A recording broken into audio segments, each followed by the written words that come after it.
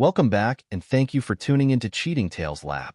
We appreciate every single one of you.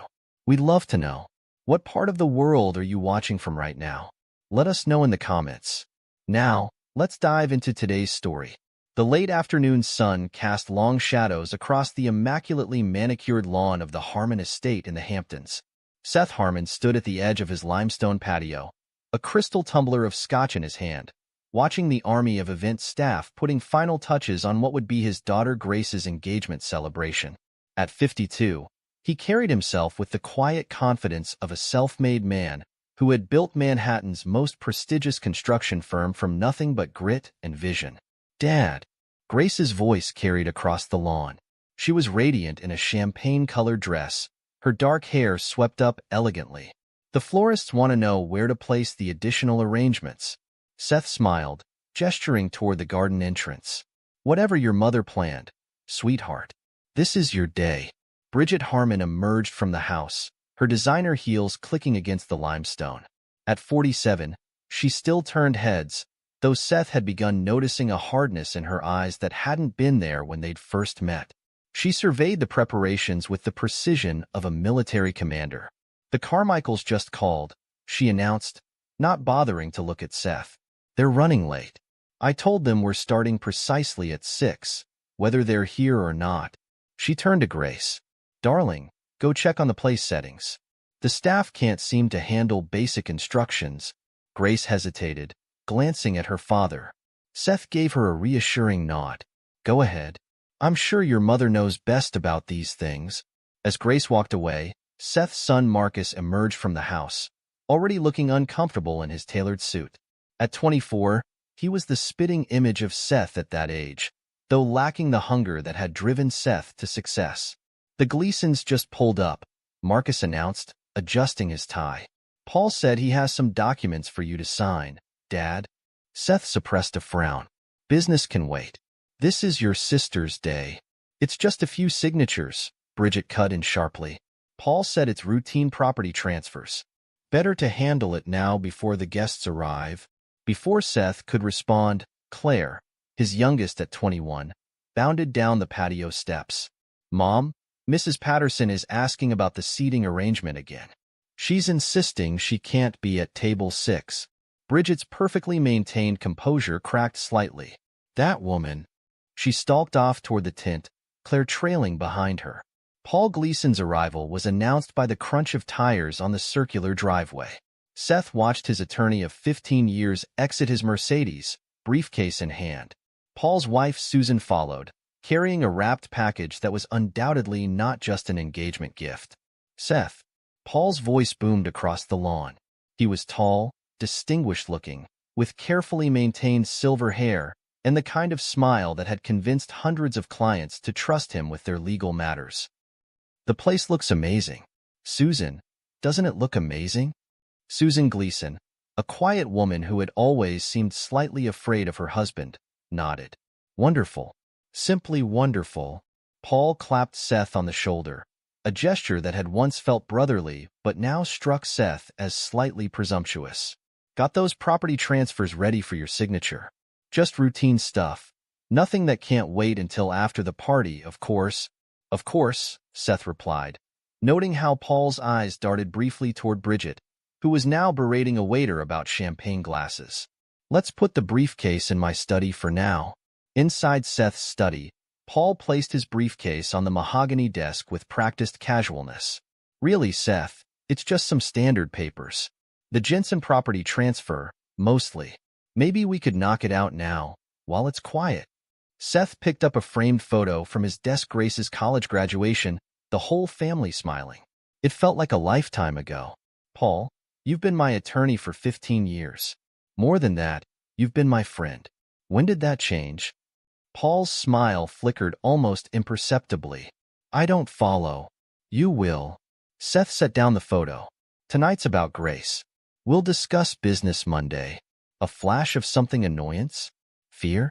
Crossed Paul's face before his professional mask slipped back into place. Of course. Family first, always."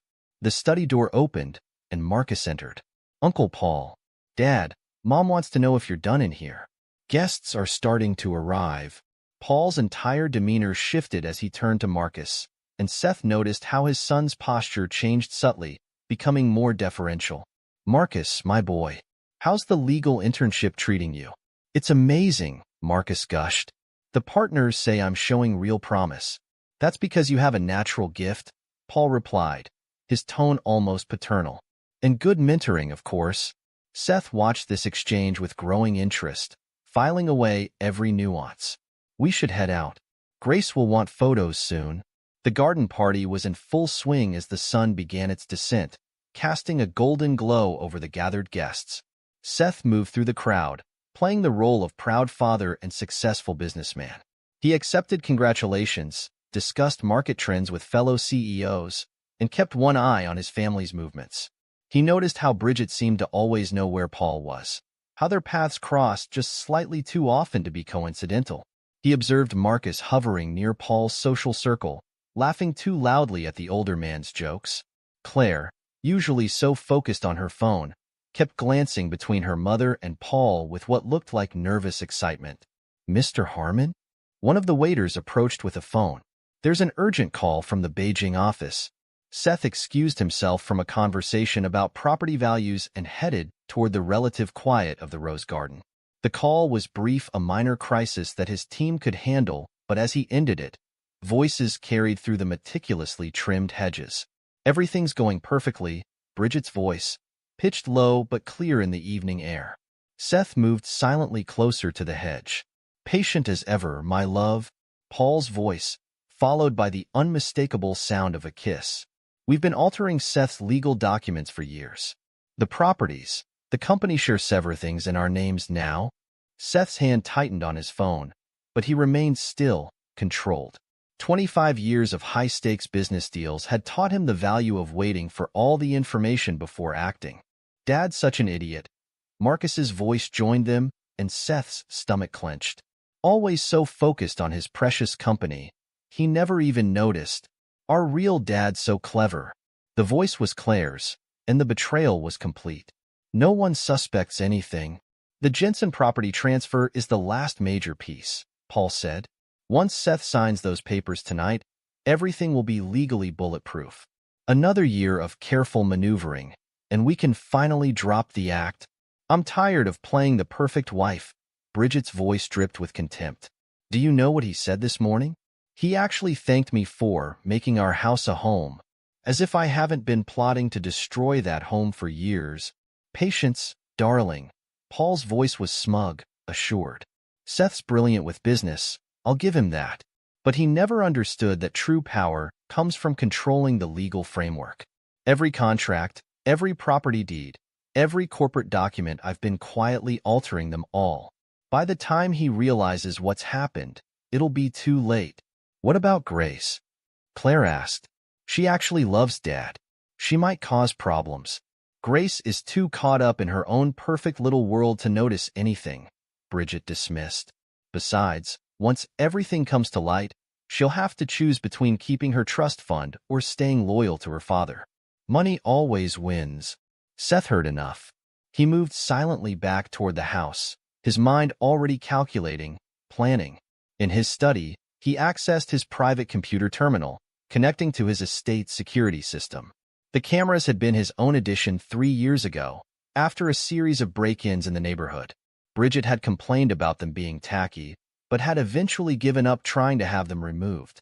The footage appeared on his screen months of midnight meetings in the garden, Paul arriving late at night when Seth was away on business, his children sneaking documents in and out of his home office.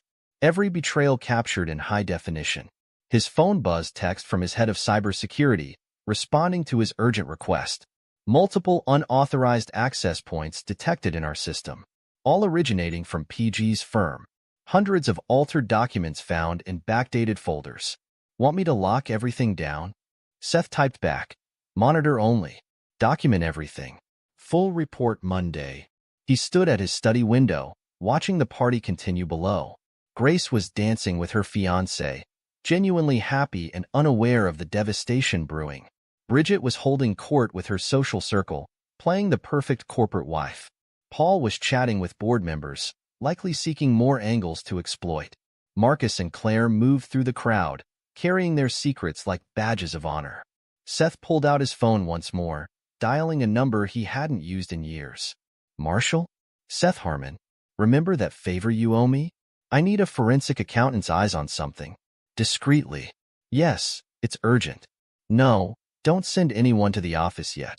I'll have everything ready for you Monday morning. He ended the call and took a moment to straighten his tie, check his reflection in the window. The man looking back at him wasn't angry, he was focused, determined. They thought they'd been clever, using his own success against him, twisting his trust into a weapon. They were about to learn why Seth Harmon had survived every attempt to take down his empire over the past 25 years. The party continued below, his family's betrayal hidden behind smiles and champagne toasts. Seth straightened his shoulders and headed back to play his role, the unsuspecting victim, the fool they thought him to be. For now, Monday would come soon enough. Seth? There you are. Grace's voice caught him at the bottom of the stairs. Daddy, it's time for your speech. He hugged his daughter, the only honest thing left in his household. Of course, sweetheart. Can't keep our guests waiting. As Seth walked toward the garden, he passed Bridget and Paul standing slightly too close together. Their confident smiles flickered as he approached. Everything all right, Seth? Paul asked, his tone solicitous. You seemed distracted earlier. Never better, old friend. Seth's smile was genuine, though not for the reasons they assumed. Never better. Monday morning arrived with the precision of a well-orchestrated plan. Seth Harmon sat in his corner office on the 48th floor of the Harmon Tower, watching Manhattan stir to life below. The weekend's events had crystallized into cold determination, his mind clear and focused. His executive assistant knocked once before entering. Mr. Harmon, the State Bar Association's Ethics Committee is on line 1. And Marshall Summers arrived early. He's waiting in the conference room. Thank you, Janet. Hold all other calls. Seth picked up the phone, his voice measured and authoritative. Mr. Davidson? Seth Harmon. Thank you for taking my call on such short notice. The Ethics Committee chairman's voice crackled through the speaker. Your message mentioned evidence of serious misconduct by Paul Gleason. Given your position in the business community, we're treating this with utmost priority. I'm sending over documentation now. My team has compiled evidence of systematic document alteration, fraudulent transfers, and egregious breaches of attorney-client privilege. Seth's mouse clicked through files as he spoke. You'll find video evidence, digital forensics, and a complete audit trail. A pause on the line as Davidson received the files. Then, my God, this is extensive. Mr. Harmon, this goes beyond simple misconduct. This is criminal conspiracy. I'm aware.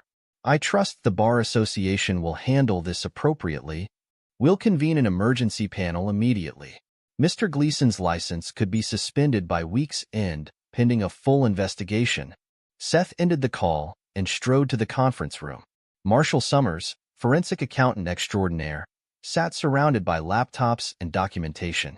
At 60, with wire-rimmed glasses and a prosecutor's demeanor, he'd built his reputation by untangling the most complex financial frauds.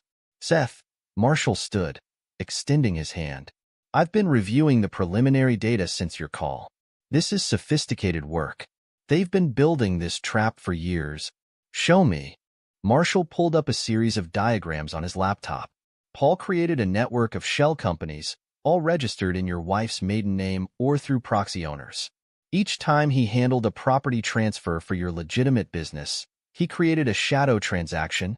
Seth studied the complex web of arrows and corporate entities. The Jensen property? That would have been the crown jewel. Marshall pointed to a highlighted section.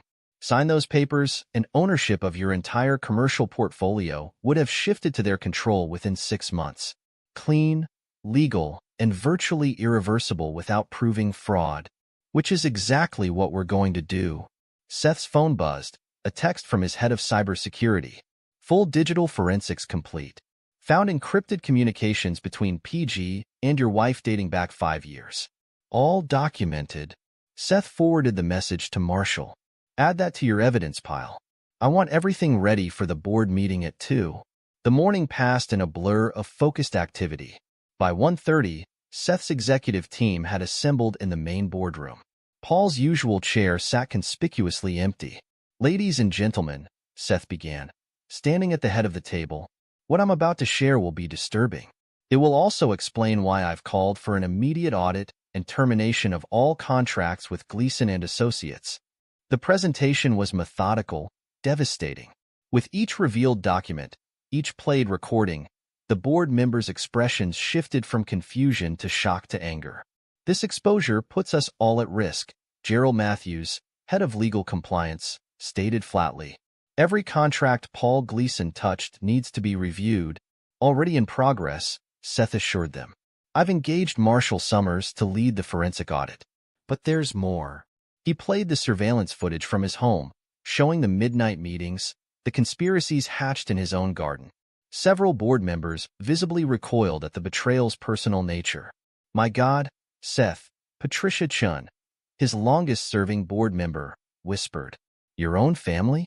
Business first?" Seth cut off any sympathy.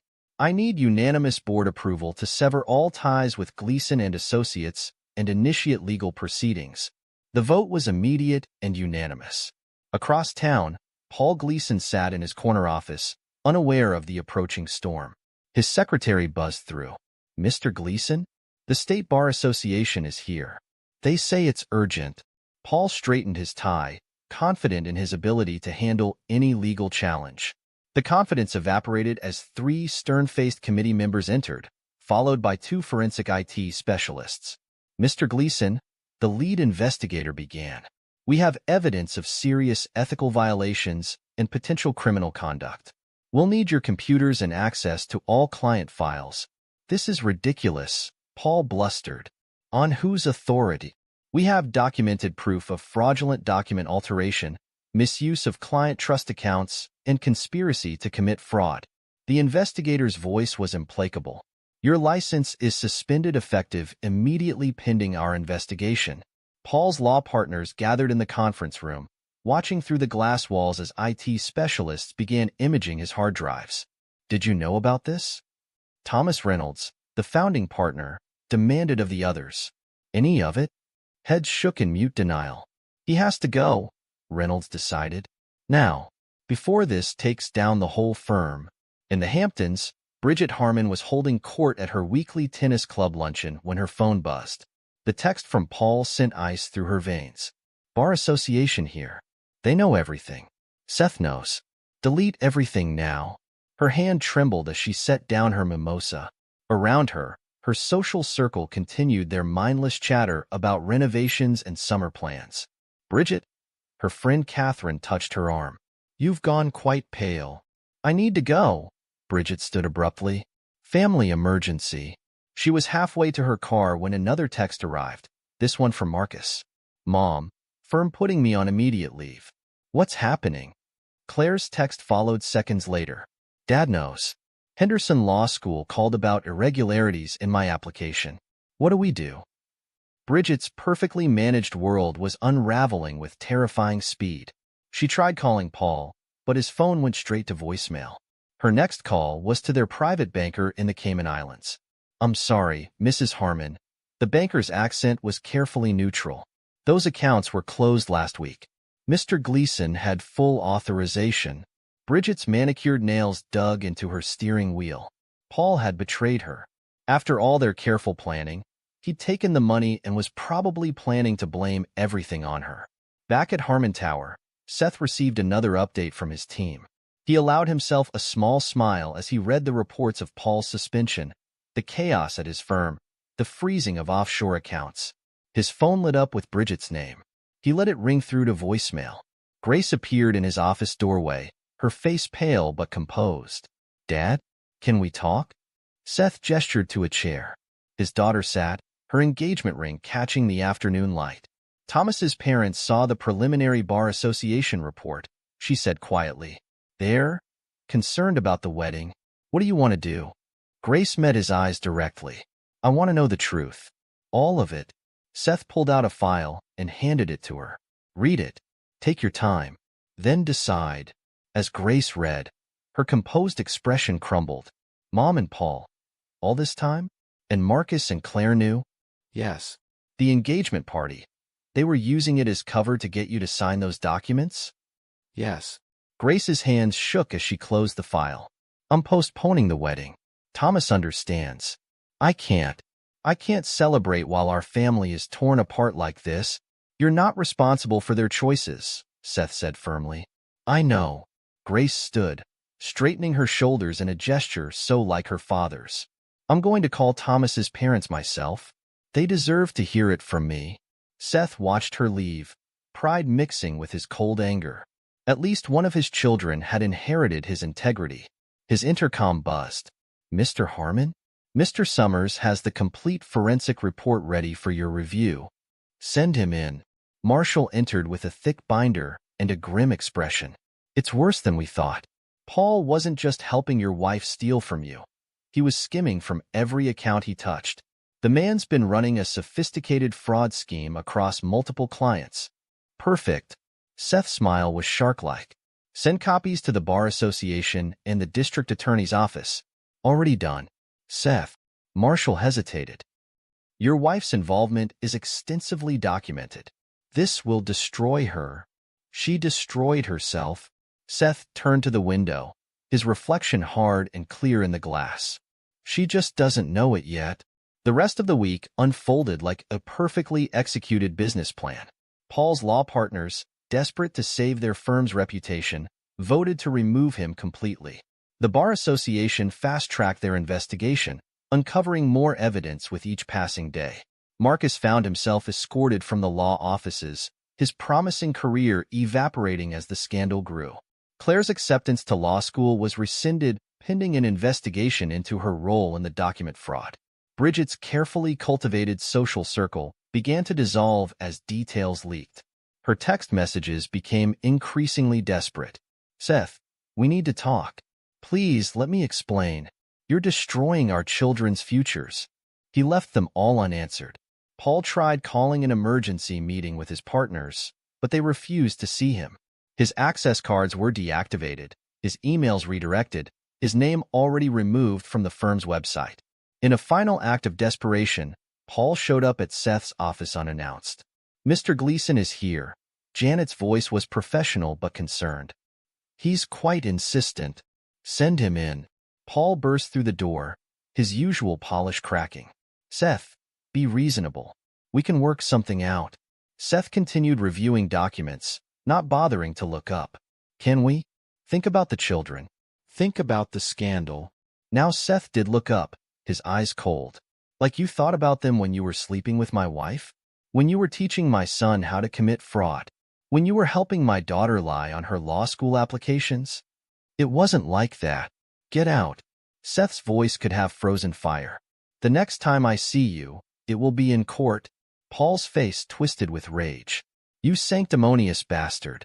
You think you're so perfect, so above it all. Bridget came to me because you were always too busy with your precious company to notice her, and now I'm using that precious company to destroy you. Seth pressed his intercom. Security, please escort Mr. Gleason from the building. Permanently. As Paul was led away, Seth received one final text from his head of cybersecurity. Found it. Offshore accounts emptied last week. All money transferred to private account in PG's name only. Your wife got played. Seth allowed himself a moment of grim satisfaction. They had thought him a fool, too focused on business to see their betrayal. Now they would learn that business had taught him exactly how to handle traitors. The sun set over Manhattan, casting long shadows through Seth's office windows. In the growing darkness, he reviewed Marshall's final report, preparing for the next phase of his counterattack. There would be no compromise, no negotiation, no mercy. They had chosen their path. Now they would face the consequences. The State Bar Association's hearing room fell silent as the final verdict was read. Paul Gleason, once one of Manhattan's most respected attorneys, stood rigid as his career crumbled with each measured word from the Ethics Committee chairman. In light of overwhelming evidence of systematic fraud, document falsification, and gross violations of attorney-client privilege, this committee hereby orders the immediate and permanent disbarment of Paul Gleason. All documents bearing his signature over the past 5 years are subject to automatic review and potential nullification. Seth Harmon sat in the back row, watching his former friend's shoulders sag. His new legal team, headed by Alexandra Torres from Wagner and Mitchell, was already making notes on their tablets. "Every fraudulent transfer will be reversed," Torres whispered. "The disbarment gives us unprecedented leverage." Paul turned, his eyes meeting Seth's. The mask of sophisticated charm had cracked, revealing the desperate man beneath. Seth held his gaze, unmoved by the silent plea he saw there. Outside the hearing room, reporters clustered like vultures. Paul pushed through them, ignoring questions about client losses and criminal charges. His former law partners had already distanced themselves, settling with Seth rather than risk their firm's complete destruction. Seth's phone buzzed with a message from his forensic team. Found hidden partition on PG's laptop. Evidence of systematic embezzlement from his own firm. Sending details to DA's office now. The next few weeks unfolded with the precision of a military campaign. Seth's new legal team moved swiftly, leveraging Paul's disbarment to unwind years of fraudulent transfers. Properties, company shares, and assets flowed back into their rightful accounts. In their Hamptons mansion, Bridget received the divorce papers with trembling hands. Her attorney, a third-rate lawyer since no top firm would touch her case, looked grim. "Mrs. Harmon, I must be frank. The evidence against you is overwhelming. Mr. Harmon's team has documented your role in every fraudulent transfer. You're facing potential criminal charges." "But the offshore accounts," Bridget began. "Empty." The lawyer shuffled, uncomfortable. "Mr. Gleason cleared them out last month. The funds were traced to a private account in his name, then disappeared." Bridget's perfectly maintained facade cracked. "That bastard. After everything we planned." "Mrs. Harmon," her lawyer cut in sharply, "I advise against finishing that sentence. Let's focus on damage control." Marcus and Claire sat in Seth's office the following day, both looking considerably less polished than usual. Marcus's designer suit couldn't hide his haunted expression. Claire's law school dreams lay in ruins. "Henderson Law has officially rescinded my acceptance," Claire said, her voice small. They said involvement in document fraud makes me unfit for legal education. The firm's ethics committee is reviewing my internship," Marcus added. "I'll never pass the character and fitness review for the bar exam now." Seth studied his children, seeing not the confident conspirators from the garden party, but two scared young adults facing the consequences of their choices. "You both made your decisions," he said evenly. "You chose Paul over your father. You helped destroy your family for a man who's probably halfway to Mexico by now." As if on cue, his phone lit up with a news alert. Disgraced attorney Paul Gleason spotted boarding private plane to Mexico City. Claire burst into tears. Marcus slumped in his chair. "Dad, please," Marcus began. "We were stupid. You thought betraying me was clever." Seth cut him off. "You thought Paul's plan was foolproof. You thought wrong." He pulled two folders from his desk drawer. "These are the consequences of your choices. You can accept them, or you can earn a second chance." The siblings exchanged glances before opening the folders. Inside each was a detailed program. Ethics courses, community service requirements, and strict conditions for future education funding. "This is your one opportunity for redemption," Seth continued. "Complete these requirements, prove you've learned from this disaster, and I'll consider supporting your education again. Fail, and you're on your own." Grace knocked on the door, entering when Seth nodded. Unlike her siblings, she carried herself with quiet dignity. "The Hendersons send their regards," she said. "They understand postponing the wedding. Thomas still wants to move forward when the time is right." Seth allowed himself a small smile. "You're the only one who maintained your integrity, Grace. I'm proud of you." Marcus and Claire couldn't meet their sister's eyes. Across town, Bridget's social circle was evaporating faster than summer rain. The scandal had spread through Manhattan's elite like wildfire, fueled by the salacious details of her affair and fraud. "I simply can't seat you at the charity gala," Catherine, her former tennis partner, said over the phone. "You understand, of course. The optics." One by one, invitations were rescinded. Country club membership temporarily suspended. Calls went unreturned. Then came the news that destroyed her last hope of salvaging anything from the wreckage. Paul had emptied their offshore accounts days before fleeing to Mexico. He played us all, she whispered to her reflection in the powder room mirror. The face that looked back was older, harder, stripped of its careful polish by betrayal and fear. Her phone buzzed with a text from Paul's Mexican number. "Sorry, darling. Business is business. You understand." The same words she'd used to justify betraying Seth. Seth received the news of Paul's flight with characteristic calm. His security team was already coordinating with Mexican authorities, tracking Paul's movements through camera footage and financial transactions. "He's staying at a luxury resort in Cabo," his head of security reported. "Living large on the stolen funds." "Not for long," Seth replied. "Contact our friends at the FBI. Remind them about those wire fraud charges." 1 month later, Paul's Mexican paradise crumbled as federal agents surrounded his beachfront villa. The extradition process began immediately, fueled by the mountain of evidence Seth's team had compiled. Back in New York, the divorce proceedings moved forward with ruthless efficiency. Bridget's attempts to secure a favorable settlement collapsed under the weight of Seth's evidence. "Mrs. Harmon," the judge stated firmly, "given your documented role in this conspiracy, you're fortunate we're only discussing civil matters today. The criminal charges are another matter entirely." Bridget left the courthouse with nothing but a modest settlement, enough to maintain an apartment in Queens, far from her former social circles. Her phone remained silent, former friends too busy distancing themselves from her disgrace. 1 year later, Seth stood at the window of his expanded office in the renamed Harmon International Tower. The scandal had ultimately strengthened his empire, his ruthless handling of the betrayal becoming a legend in business circles. Grace entered, looking happy and centered. Her wedding plans were back on track, stronger for the delay. "The Foundation's first ethics symposium is next week," she reminded him. "The law schools are particularly interested in using our case study." Seth nodded. The Harmon Foundation for Corporate Ethics had emerged from the ashes of betrayal, turning personal pain into professional purpose. "How are Marcus and Claire progressing?"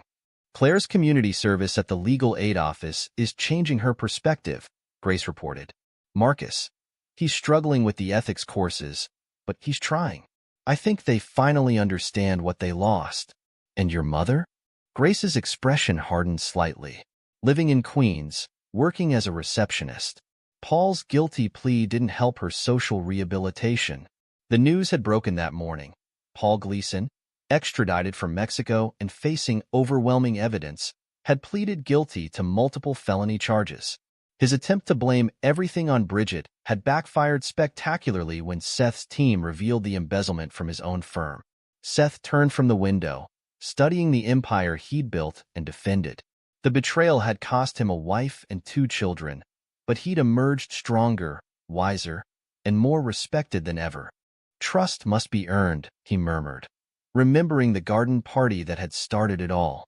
"And betrayal must be answered with the full force of the law." Grace touched his arm gently. "You taught us all that lesson, Dad. Some of us learned it better than others." Seth allowed himself a small smile. The price of justice had been high, but he'd paid it without hesitation or regret. In the end, integrity had proven stronger than betrayal, truth more powerful than deception. The sun set over Manhattan, casting long shadows through the office windows. In the gathering darkness, Seth Harmon stood unchanged, unbowed, unbroken, and ultimately victorious. 5 years had passed since the scandal that shook Manhattan's elite circles. The Harmon International Tower still dominated the skyline, its gleaming facade a testament to Seth Harmon's resilience and power. At 57, Seth had not only recovered from the betrayal but had transformed it into an empire twice as strong. The Wall Street Journal's headline that morning read, "Harmon International acquires major European construction firm. Seth Harmon's $4.8 billion deal cements global dominance." Seth read the article in his expanded office on the 50th floor, now occupying the entire level. The Harmon Foundation for Corporate Ethics occupied 3 floors below, its programs having educated over 1,000 executives and law students about business integrity. His intercom buzzed. "Mr. Harmon, Grace is here with the wedding venue photos." Grace entered, now a poised 30-year-old woman who had become her father's trusted advisor while maintaining her own successful career in corporate compliance. Her wedding to Thomas, delayed but not destroyed by the scandal, was finally approaching. "The Southampton venue is perfect," she said, spreading photos across his desk. "Small, elegant, family only." She paused. "I haven't invited Mom." Seth nodded. The mention of Bridget no longer carried any emotional weight. Their paths had diverged completely after the divorce, her fall from grace as total as his rise had been meteoric. "Have you heard the latest about her?" Grace asked carefully. Seth raised an eyebrow. "You know I don't follow that part of our history. She's working as a receptionist at a small dental office in Queens, living in a one-bedroom apartment, using her maiden name. Catherine ran into her at a discount grocery store last week. Said she looked old." The mighty Bridget Harmon, once the queen of Manhattan society, had found her new level. Her attempts to rebuild her social connections had failed spectacularly. Every door that had once welcomed her remained firmly closed, her former friends treating her like a cautionary tale. Her last attempt at social redemption had come 2 years ago, when she tried to join a charitable organization in Queens. The background check had revealed her role in the fraud scheme, and her application was quietly rejected. Paul Gleason's fate had been even more dramatic. After his extradition from Mexico and subsequent guilty plea, he'd been sentenced to 15 years in federal prison for wire fraud, embezzlement, and conspiracy. His disbarment was permanent, his reputation destroyed, his assets seized. Seth's sources reported that Paul was not adapting well to prison life. His refined manners and arrogance made him a target. The man who once commanded respect in Manhattan courtrooms now spent his days in protective custody, his only visitors being his increasingly frustrated legal team. "Did you see the notice from the Bar Association?" Grace asked, pulling out her tablet. "They're using Paul's case as required reading for ethics certification. The Harmon Foundation actually contributed to the curriculum." Seth allowed himself a small smile. Justice had its own poetry. Marcus and Claire had taken different paths after their fall from grace. Marcus, after completing the mandated ethics courses and community service, had abandoned law entirely. He now worked in construction management for one of Seth's subsidiaries, starting from the bottom and slowly earning respect through actual work rather than nepotism. Marcus called. Grace mentioned. "His team completed the Boston project under budget. He's actually good at this, Dad. Better than he ever was at law." Claire had taken longer to find her way. The rescinded law school acceptance had shattered her confidence, but the required volunteer work at Legal Aid had given her a new perspective. She now ran a nonprofit helping white-collar crime victims, funded partially by the Harmon Foundation but operating independently. "Claire's organization is partnering with 3 more universities," Grace continued. "She's turned her mistake into something meaningful." Their redemption had been hard-earned. Seth had maintained strict conditions on his renewed support: total transparency, regular ethics training, and clear performance metrics. They had learned that trust, once broken, could only be rebuilt through consistent action. The door opened again, and Alexandra Torres entered. She had become Seth's chief legal counsel after leading the team that dismantled Paul's fraudulent empire. "The European acquisition is complete," she reported. "And you'll appreciate this. We just acquired Paul Gleason's old law firm's building. Their partners finally accepted our offer." The irony was exquisite. Paul's former law partners had never recovered from the scandal. Their once prestigious firm had imploded, torn apart by internal investigations and client departures. The building would be renovated and turned into the Harmon Foundation's new headquarters. "Have the foundation send them an invitation to our next ethics symposium," Seth suggested, his voice carrying a hint of satisfied amusement. Alexandra smiled sharply. "Already done." They declined, citing prior commitments. A text message appeared on Seth's phone, from his head of security, who still maintained surveillance on key players from the scandal. BH attempted to access her old country club membership, claimed it was a misunderstanding when rejected. Left in tears. PG requested prison transfer again. Denied. Claims harassment from other inmates who lost money in his schemes. Seth archived the message without comment. Their suffering held no pleasure for him. It was simply the natural consequence of their choices. Thomas Henderson, Grace's fiancé, arrived for their lunch appointment. At 32, he had proven his loyalty during the scandal, standing by Grace despite his family's initial concerns. Now a partner in his father's investment firm, he had earned Seth's respect through his integrity. "Sir," Thomas greeted Seth warmly. "The Foundation's impact report is impressive.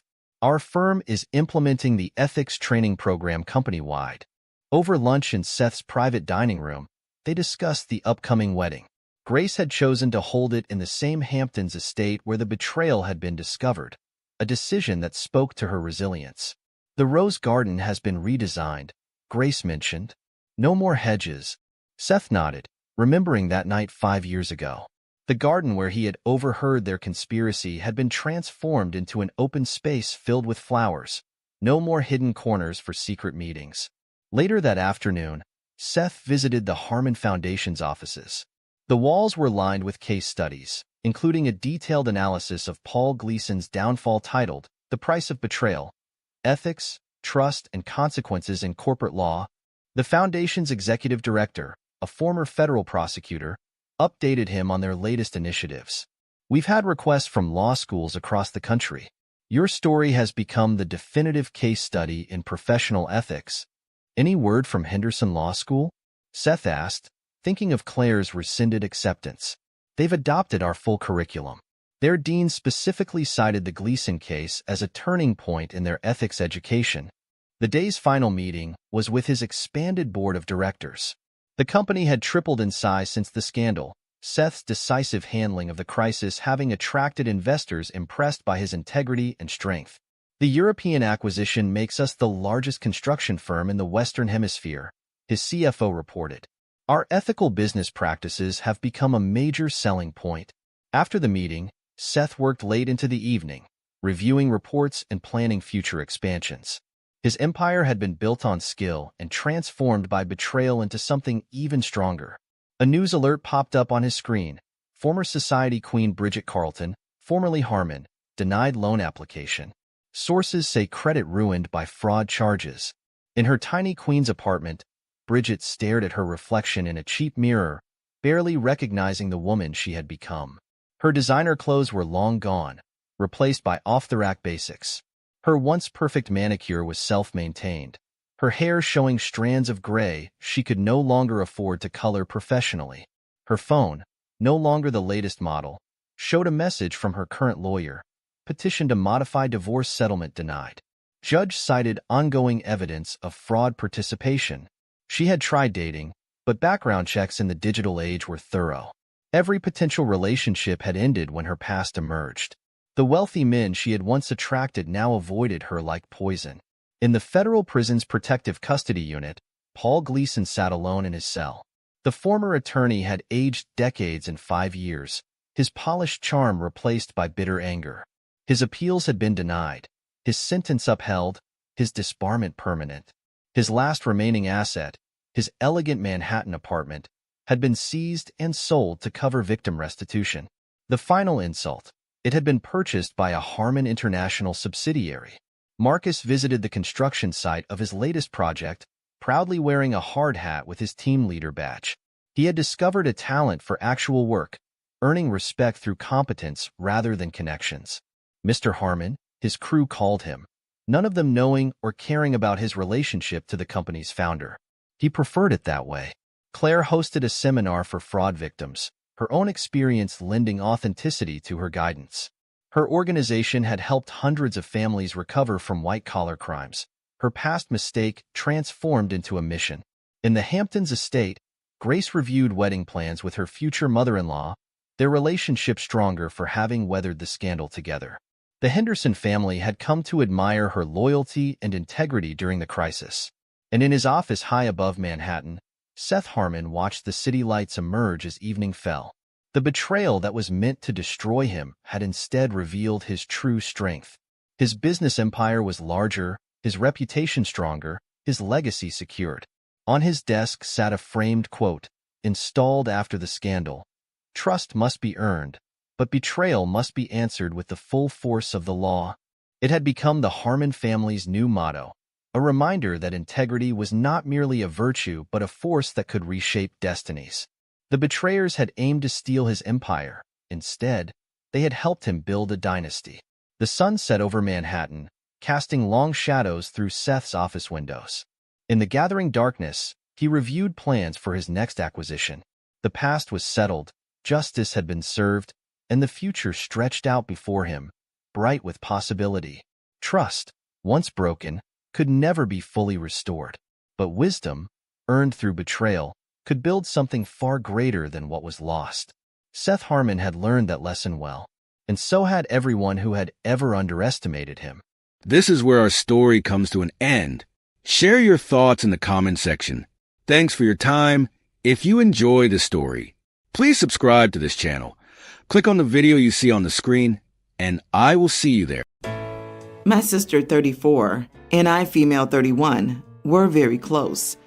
Unfortunately, she passed away from cancer 3 months ago, leaving her husband, my brother-in-law, behind, and her 2 children, my niece, toddler, and nephew, a couple of years older. About 2 weeks ago, my brother-in-law started coming to my home at around 11 a.m. We'd greet each other. I'd ask how he's doing, and all his answers are short. He'd sit on the couch in the living room and just stare like he was waiting for somebody. I ask if he needs anything. All he asks for is a glass of water. I try to open up a dialogue and ask about the kids, but he just refuses to engage. It feels so awkward I have to step out and go into the kitchen or upstairs. I watch him from a distance, and all he does is drink from his glass, then look around or glance ahead. It's become annoying to an extent. I started feeling uncomfortable, and my work kept getting interrupted because I had to wait 3 hours before he finally left. I tried to ask him why he was doing this, and he quickly changed the subject or not answer me. I decided I no longer wanted to open the door for him and let him in, as horrible as it sounds. But really, he and I have never been close, nor have any interest in common, so this is pretty puzzling. He came over on Friday. I looked through the peephole and saw him standing outside. I didn't make a sound. I just stepped away from the door, leaving him ringing the bell till he left. The next day he came over. I did the same thing, but this time he tried to call me, but my phone was upstairs and I didn't call back, so he left. The day after that he comes over again, but still I don't let him in, and he rings the bell and then leaves. The day after that he rang the bell while I was upstairs. I didn't even bother to go near the door and get a look this time. My phone started ringing, but I ignore him. Then I go about my work, and then I receive a call from my mom yelling at me, asking why I didn't open the door for my brother-in-law when he came over to drop off the kids, since he had an emergency and his dad has passed now, and he couldn't see him one more time. I was in utter shock. She then scolded me, saying I did this on purpose, since my brother-in-law complained about how I kept refusing to open the door for him previously. I explained to her why I did that, but she shamed me and called me cruel to treat my sister's husband abhorrently and turn him away when he asked for help. It's been pretty bad between us. The family thinks I'm selfish and cruel for what I did. Not the idiot. Does he know how to send a text message saying, I have an emergency, need to drop off the kids, please confirm? You're not his therapist. You tried to talk to him and he refused. Sorry for your loss, but it's not in you to help everyone around you when you're also suffering from your sister's death. You are the idiot. You didn't have to let him in, but you could have at least been an adult to the person grieving over your sister's death and told them the issue you were having. This is making me uncomfortable. Please don't do it again. You could have at least set the boundary. You're too old to be dropping hints. Agree. You are the idiot for not talking to him. All you had to do was communicate to him that his visits were disrupting your work. You could have offered him a time and a day that would work better, or ask him to text you first before coming over. So many other solutions than ignoring him. You made the situation worse by acting childish instead of setting simple boundaries. I'm not sure why others in the thread are missing this, but OP says they weren't close at all. I find it supremely weird that this grown man is dropping off his kids somewhere and then going to his late wife's sister's house, where she lives alone, every day, to sit on her couch. I would be creeped the heck out too. And for everyone saying she needs to be the one to communicate. She's grieving too. She tried to talk to him. Perhaps she also doesn't have the words right now. B, it's her home. She has no obligation to let this man wander in all the time. And C, from her mom's reaction, we can see whose back the family has. She's probably been kowtowed into avoiding setting firm boundaries precisely because of pushback like that. I still agree OP needs to handle this now so it stops happening, and I can understand why he'd want to go somewhere comfortable, but OP is not the idiot. My boyfriend, 23, and I, 22, have been dating for 7 months now. He has a girl best friend, we'll call her Ruby, and she hates me a lot. She always makes unnecessary comments about my upbringing. I had a great childhood and was incredibly privileged all my life, and I know that. My boyfriend and his girl best friend were not as fortunate as I was. I completely understand that we are from two completely different upbringings. I respect what they've gone through. Ruby constantly brings up the fact that I grew up wealthy. She uses it as a jab against me, even though it's just a fact about my upbringing. Last Friday, I met some of my boyfriend's other childhood friends. Ruby was also present. We were having a good time at a restaurant. My birthday was a few days ago, and I received a Lady Dior bag from my dad and decided to wear the handbag since we were going to a pretty fancy restaurant. As I said, we were having a great time until Ruby brought up the fact that they struggled when they were young. They all told their most difficult moments during that time. I silently listened until Ruby said something about me not knowing what it's like for normal people. I just responded by saying that I had a good childhood and couldn't relate to their experiences. She then said that it must be nice being a spoiled princess and having mommy and daddy taking care of everything. It must be nice to walk around with a $5,000 bag while others have nothing. My mouth was completely open. She was very bold to say that. I looked at my boyfriend thinking he'd say something. He just looked away from me. That made me angry. So I told Ruby that some of us had normal loving parents, unlike you. Not everyone grew up with addicted, crazy parents. She got very upset and walked away crying. My boyfriend glared at me. I ended up leaving after that. My boyfriend messaged me this morning saying that I'm a massive witch for saying something that was still so sensitive for Ruby, that I was the disrespectful one for constantly rubbing my wealth in her face, and that I should apologize. I didn't respond. He's also at fault for letting her insult me for this long. He didn't defend me all those times she said out-of-pocket crap. When she disrespects me, it's completely fine, but as soon as I get disrespectful, it's not funny anymore. I feel guilty that I mentioned her parents, but she should also respect my parents and me. I'm partially wrong for saying that about her parents, but I never shoved my wealth in her face. I had an expensive bag with me. I don't see that as shoving my wealth in her face. I don't feel wrong about that at all.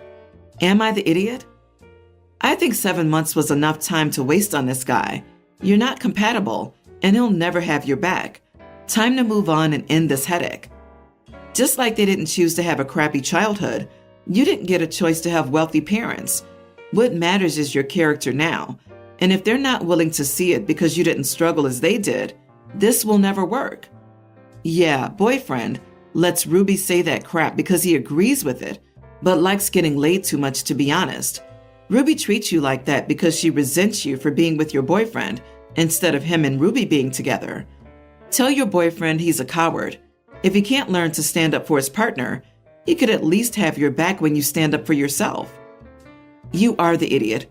Sorry, but there's no way I'm taking a $5,000 Dior bag to a dinner with people who couldn't afford one and have vocally spoken about their poor and bad childhoods. Sure, it's OP's property, and it's not OP's fault she grew up with money. However, I find 9 out of 10 rich people are wildly out of touch. Their parents didn't take the time to give them a reality check, so they really can't relate to the average person, even when they try.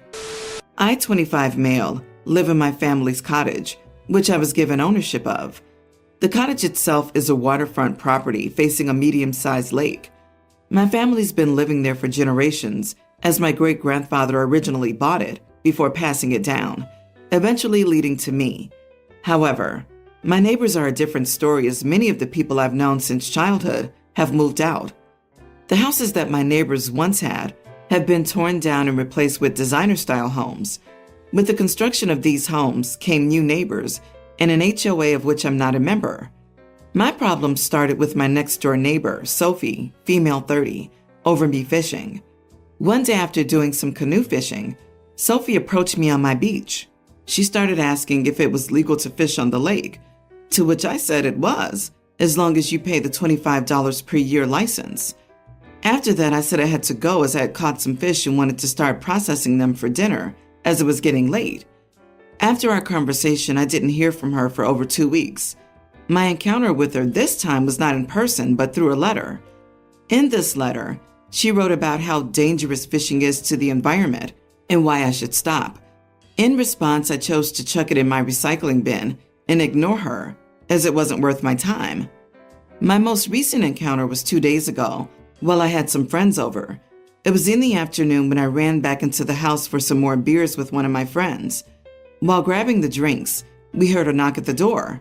When I answered the door, it was Sophie, and she had another letter. Before handing the letter, she said that she had tried to be diplomatic, and now she had had enough and had a letter from the HOA. Admittedly, I was a bit tipsy at the time, and in response, I laughed and called her stupid for believing the HOA could do anything before closing the door on her. After sobering up, I feel conflicted. On the one hand, I feel that I was justified in my actions because my fishing is none of her business. On the other hand, I feel that I could have dealt with her more tactfully. Am I the idiot?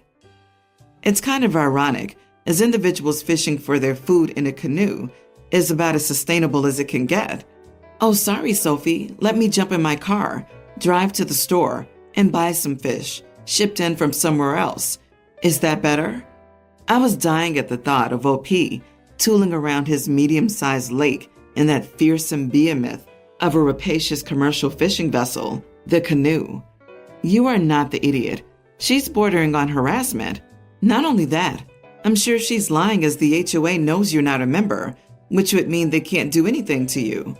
Not only that, an HOA can't control how often and where you fish. This woman is why many Americans refuse to live in an area with an HOA. OP even tossed a nosy neighbor's complaint in the recycling bin. I wonder how many trees the neighbor's willing to kill to harass OP about their environmental impact. OP, you gave her the response she deserved. However, continue to laugh at her because she's ridiculous. Send her a letter telling her that if she comes back onto your property, you'll call the police. Have her arrested for trespassing and report her to the HOA. Then post a sign at the entrance to your property stating, "No trespassing. This means you, Sophie." P.S. I know her HOA cannot do anything about her coming onto his property, but if she's going to issue empty threats, turnabout is fair play. You are the idiot. Do you own the lake?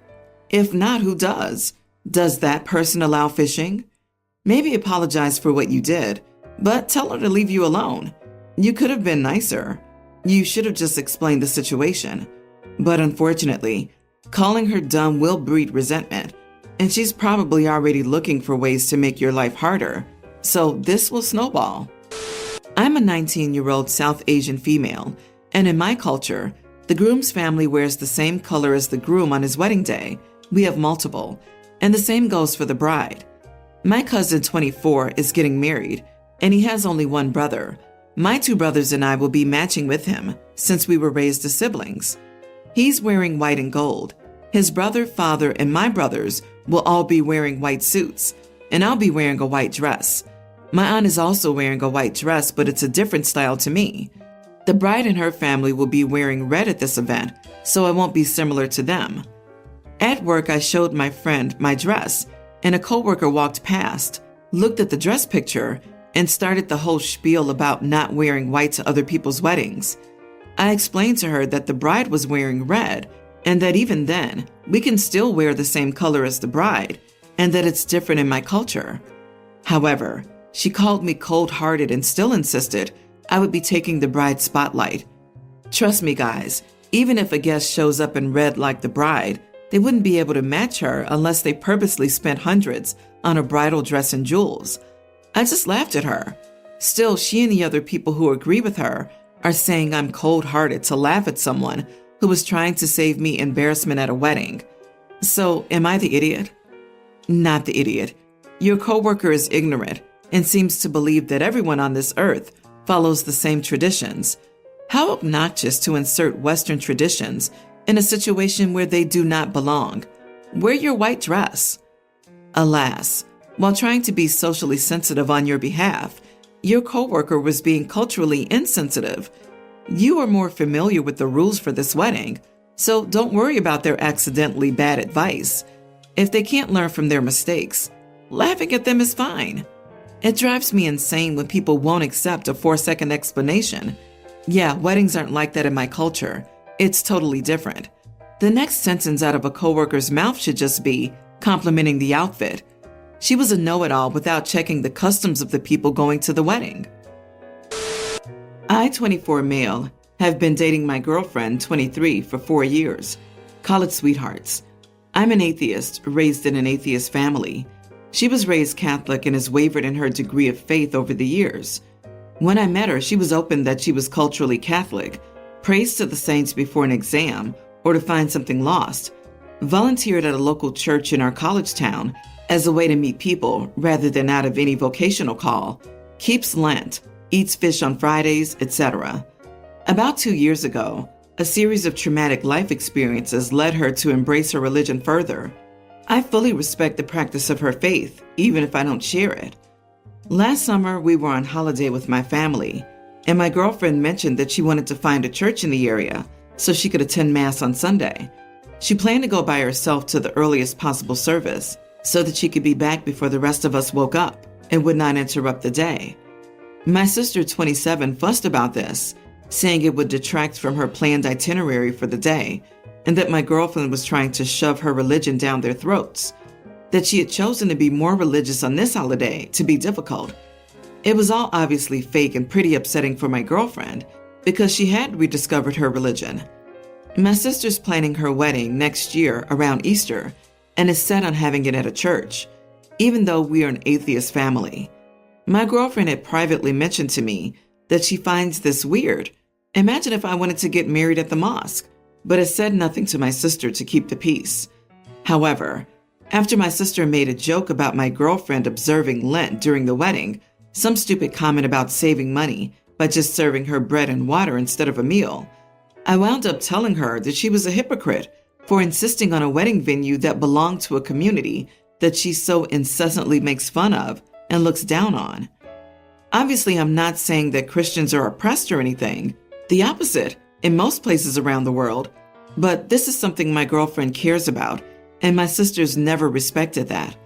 I would almost accept it if my sister disagreed with it for any moral reason. With Catholicism, there's plenty, but she just seems to find it cringy.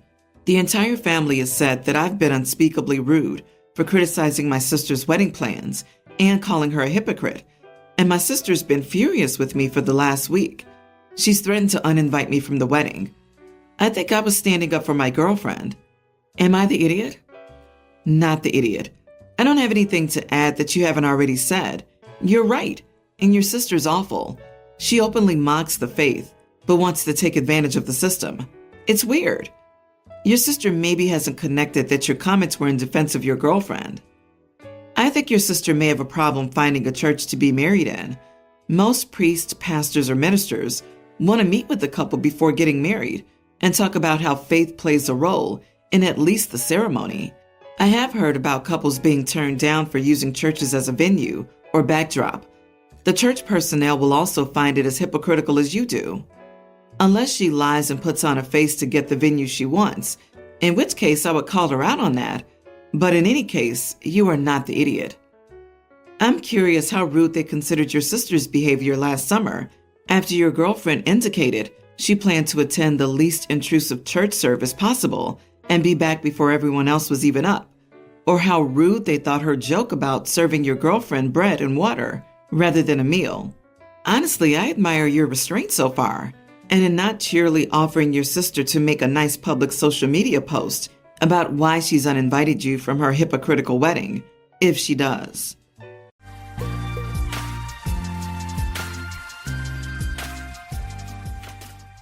In the early years of Lee and Maxwell Enterprises, Alexander Lee and Russell Maxwell were an unbeatable team. Their shared vision and complementary skills turned a fledgling startup into an industry powerhouse. Alexander's methodical approach to strategy and Russell's charm brought in investors and opportunities that seemed almost too good to be true. Their friendship deepened with every success, culminating in a joint celebration of their company's 5th anniversary, a night that marked the beginning of a deeper intertwining of their personal and professional lives. As their empire grew, cracks began to form in their partnership. Subtle disagreements over priorities and ethical boundaries crept into boardroom discussions. Alexander believed in discipline and long-term stability, while Russell often pursued riskier ventures for quicker returns. Despite their differences, Alexander never doubted his partner's loyalty, nor did he question the sincerity of his wife, Gloria, whose charm and elegance made her the perfect complement to his public image. However, the reality hidden behind polished facades would soon upend everything Alexander had built, both at work and at home. The dim glow of Alexander Lee's computer illuminated his tired face as he scrutinized financial data by the rain-streaked window of his home office. The rhythmic drumming of water on glass accompanied his late-night review, filling the otherwise silent mansion. Gloria claimed to be home, yet the vast estate felt hollow, as though her presence barely lingered. His cursor hesitated over a spreadsheet when a new notification caught his eye. Thomas Reed, his private investigator, had sent the weekly report. Alexander's jaw clenched, but he opened the message without hesitation. Photos loaded one by one, Gloria's silver Mercedes entering the Constellation Hotel's parking garage at 7:45 p.m. on Wednesday, her emerging from the elevator 40 minutes later in a red dress she'd said was at the dry cleaners. And the final shot, Russell Maxwell, his business partner, following her out a few minutes later, adjusting his tie. A soft knock interrupted his thoughts. "Mr. Lee?" Maria, their housekeeper, stood at the door. "Mrs. Lee called. She won't be home until 11. Her dinner with Miss Orr is running late." Alexander checked his watch. 9:45 p.m., the same time Gloria always called on Wednesdays. "Thanks, Maria. You can go home." Once Maria left, Alexander opened his safe and pulled out a leather-bound notebook, adding tonight's new details to a growing list. Gloria's changing passwords, her gym membership across town, her new interest in book club meetings with no books. His phone buzzed with a text from Jonathan Griffith, his lawyer and oldest friend. "Got your message. Free for breakfast tomorrow?" Alexander replied. 7 a.m. at the diner on 7th. Bring everything on Russell's Singapore project. Closing his laptop, Alexander walked to the window, watching the rain blur the garden into shadows. 8 years of building Lee and Maxwell Enterprises from a startup to a multi-billion-dollar corporation, now undone by a hotel keycard and a red dress. The front door opened, followed by the click of heels on marble. Gloria's laugh echoed, her practiced theatrical laugh, perfected for charity galas. Alexander stayed still, listening. Her purse on the console, heels kicked off, the rustle of her coat. "Alex?" Her voice floated up the stairs. "Still working, darling?" He turned, composing his face into a mask of mild interest. "Just finishing up. How was dinner with Kate?" Gloria appeared in the doorway, her blonde hair damp from the rain. The red dress was gone. "You know Kate." 3 glasses of wine, and suddenly she's spilling all her dating drama. She kissed his cheek. Her perfume mixed with the familiar cologne he'd noticed on Russell. "You work too hard, honey. Come to bed." "In a bit. I need to review these reports for tomorrow's meeting." She pouted playfully. "The company would collapse without you, wouldn't it?" Her phone buzzed, and her expression flickered before she tucked it away. "Don't stay up too late." After Gloria left, Alexander returned to his desk and sent Thomas an email. "Keep up surveillance. Focus on the financials. I need every restaurant bill, hotel charge, gift, and everything on Russell's personal accounts." He leaned back, recalling the day he'd introduced Russell to Gloria at the company's 5th anniversary party. Russell had been charming, everything Alexander knew his wife would admire. Now he wondered if that night had been the start of it all, every laugh and touch a step toward betrayal. The rain picked up outside, masking the sound of Gloria's shower upstairs. Alexander opened the company's org chart and studied it. Russell might have Gloria, but Alexander had built something far more valuable, his network of loyal employees and board members, plus enough evidence of Russell's recent missteps to ruin him professionally. He scrolled through his phone to Marcy King's number. The CFO had been raising concerns about Russell's financials for months. Tomorrow's breakfast with Jonathan would be just the beginning, but Marcy would be key to what came next. A text from Russell flashed on his screen. "Drinks tomorrow. Need to talk about the Singapore expansion." Alexander's lips curled into a cold smile as he typed, "Can't." "Breakfast with Jonathan. Rain check." He powered down his computer, gathered his papers, and listened to Gloria moving around upstairs. Let her think her excuses were working. Alexander knew revenge, like success, required patience, precision, and seeing 10 moves ahead while your opponent was still playing checkers. Tomorrow, he'd start positioning his pieces. But tonight, he'd go upstairs and play the devoted husband, one last time. The best victories were the ones your enemies never saw coming. At 6:55 a.m., the corner cafe on 7th Street was nearly empty. Alexander took his usual booth in the back. Janet, the elderly waitress who'd served him for 15 years, brought his coffee without asking. "The usual, Mr. Lee?" "Thanks, Janet. Make it 2. Jonathan's joining me." She nodded, glancing at the stack of folders on the table. "Serious business today?" "Always is," he replied with a rare smile, the corners of his eyes crinkling. Jonathan Griffith arrived 5 minutes later, his suit a little rumpled from what Alexander assumed was another late night at the office. His briefcase was stuffed with documents as he slid into the booth. "You look rough," Alexander said, pushing a coffee cup toward him. "Spent all night on Russell's Singapore files," Jonathan replied, taking a long drink. "It's worse than we thought. The whole project is built on speculation and creative accounting." Janet returned with their egg white omelets and wheat toast, a nod to their wives' health kick. Once she was out of earshot, Alexander said, "Show me everything." Jonathan spread out a stack of reports between bites of toast. "He's inflating projected returns, using outdated market analysis to justify the investment. But this is where it gets interesting." He slid a document toward Alexander. "Look at the subsidiary handling local contracts." Alexander scanned the paper, pausing. "Maxwell Pacific Holdings. When did he set this up?" 3 months ago. About the time your wife started those weekly dinners with Kador," Jonathan said, his tone careful. "It's registered in Singapore, but the ownership is hidden behind shell companies. He's funneling development fees through it, marking up costs by 30%. "The board doesn't know?" Alexander asked. "Not yet, but Randall Ramsey's been asking questions. You know how thorough he is with audits." Alexander nodded, recalling Randall's support when he first proposed the merger that formed Lee and Maxwell Enterprises. "What about Stephanie? Does Russell's wife suspect anything?"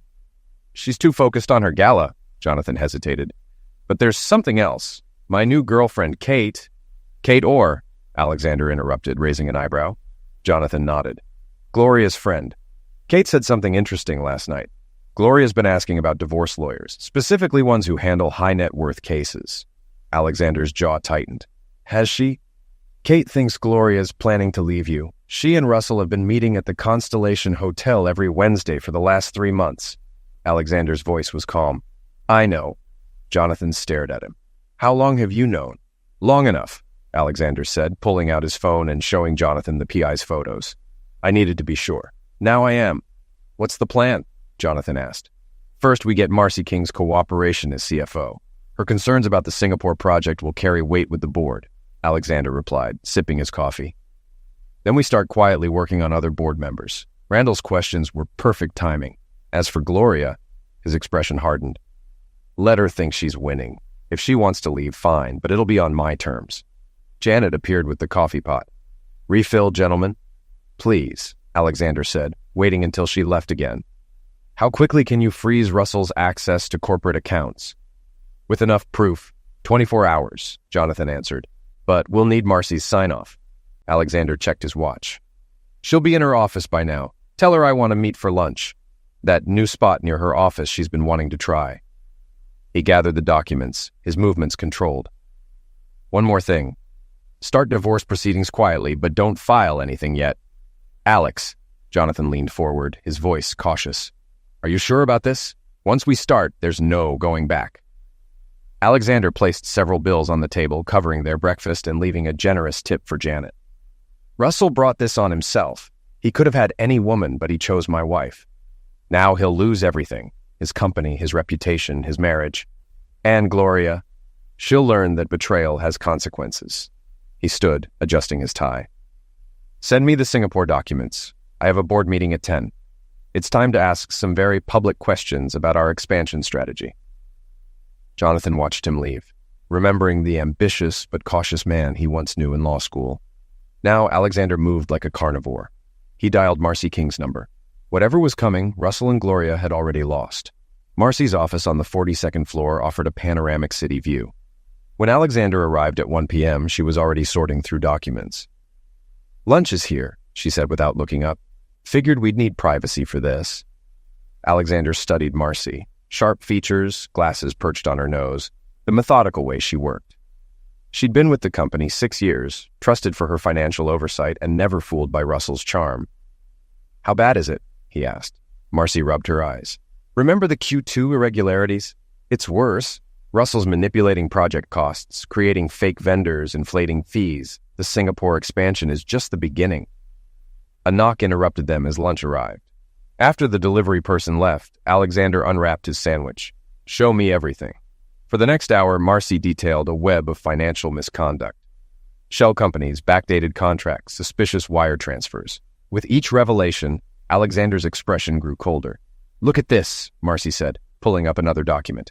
"Dinner for 2 at Le Cirque, charged as business development. A suite at the Constellation Hotel marked client meetings every Wednesday." Alexander's voice was low and controlled. "Yes, Alex." Before she could respond, his phone buzzed. It was a text from Gloria. "Working late? Don't wait up." Alexander showed Marcy the message, then pulled up the PI's photos. Her eyes widened as she flipped through them.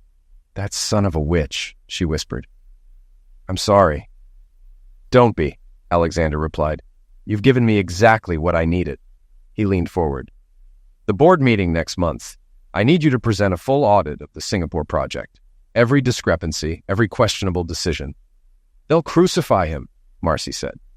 "That's the plan," Alexander said, his smile cold. "But first, I need you to meet someone." Right on cue, Jonathan entered, carrying his briefcase. "Miss King," he nodded, "I believe you have some documents for me." For the next 2 hours, they strategized. Marcy provided documents, Jonathan took notes, and Alexander watched as the city lights came on. "One last thing," Alexander said as they wrapped up. "This stays between us. Russell thinks he's untouchable. Let's keep it that way." Back in his office, Alexander saw a message from Stephanie Maxwell, Russell's wife. She asked if he'd be attending the annual charity gala next weekend. He confirmed and then called Jonathan. "How much does Stephanie know about the foundation's funding?" Alexander asked. "Nothing yet." "Why?" Jonathan replied. "Because Russell's been using company donations to fund it. Once the board sees Marcy's audit, the donations stop," Alexander said. "We need to make sure she has other funding options. Set up a meeting with her next week. Tell her it's about increasing our support for the foundation." After hanging up, Alexander stood at his window, watching the city below.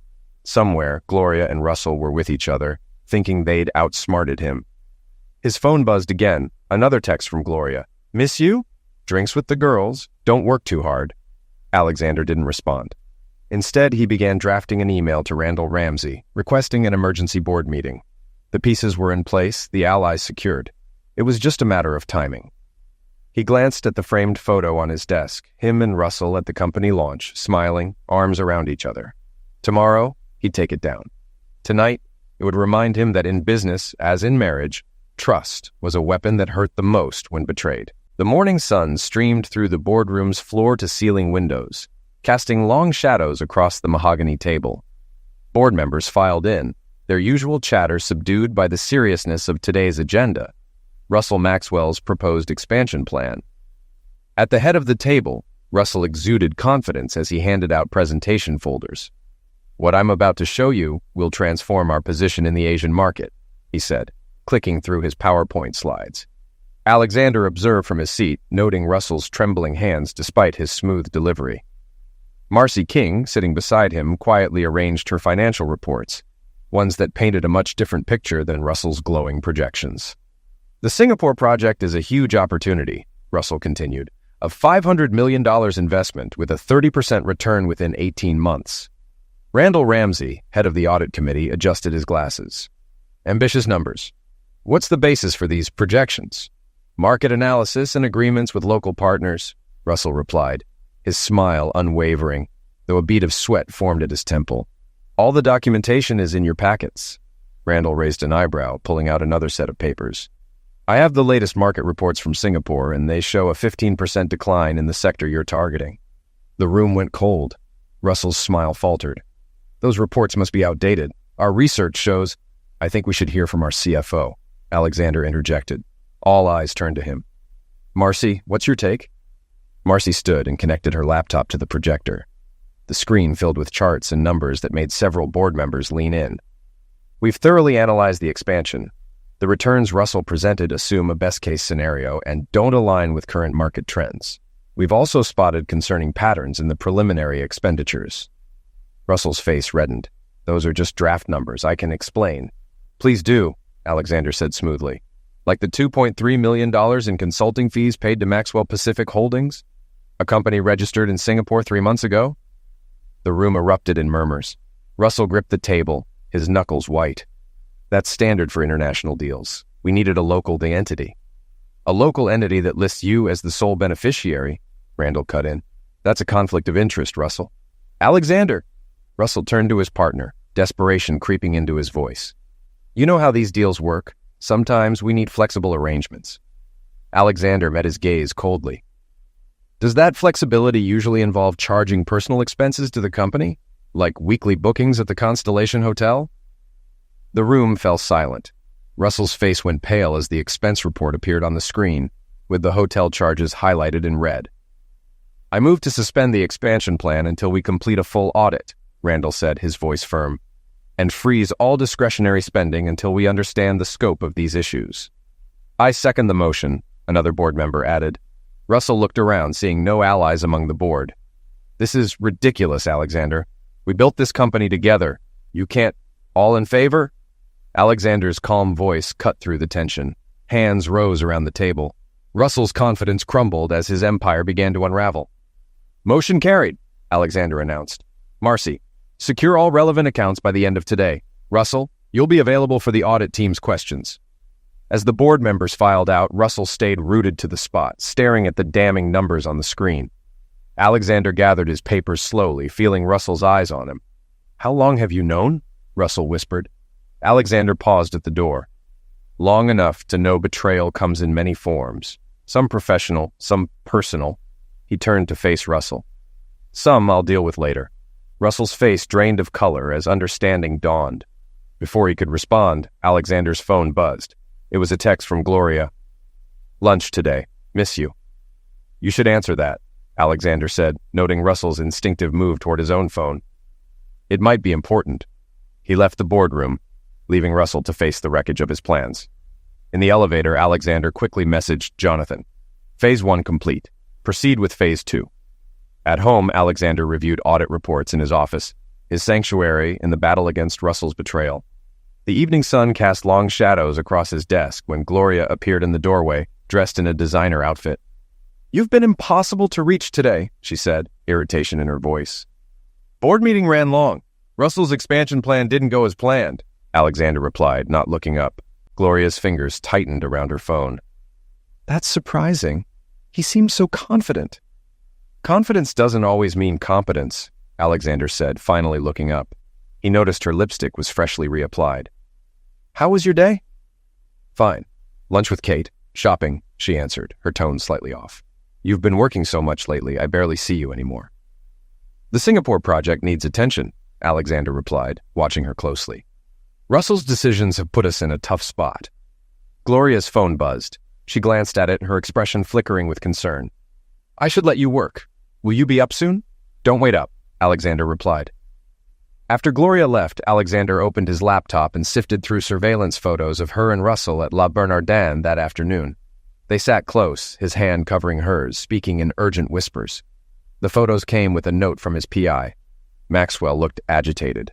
Meeting lasted 47 minutes. His phone rang. Jonathan Griffith. The charity gala's this weekend. Stephanie Hopkins confirmed your attendance. Perfect, Alexander replied. And Gloria? Kate convinced her to go shopping for a new dress tomorrow. She'll make sure it's something memorable. The weekend arrived with perfect weather for the Hopkins Foundation's annual gala. Held at the Metropolitan Museum's rooftop garden, it was a glittering affair. Alexander arrived fashionably late and noticed how Russell and Gloria carefully maintained their distance. stealing nervous glances when they thought no one was watching.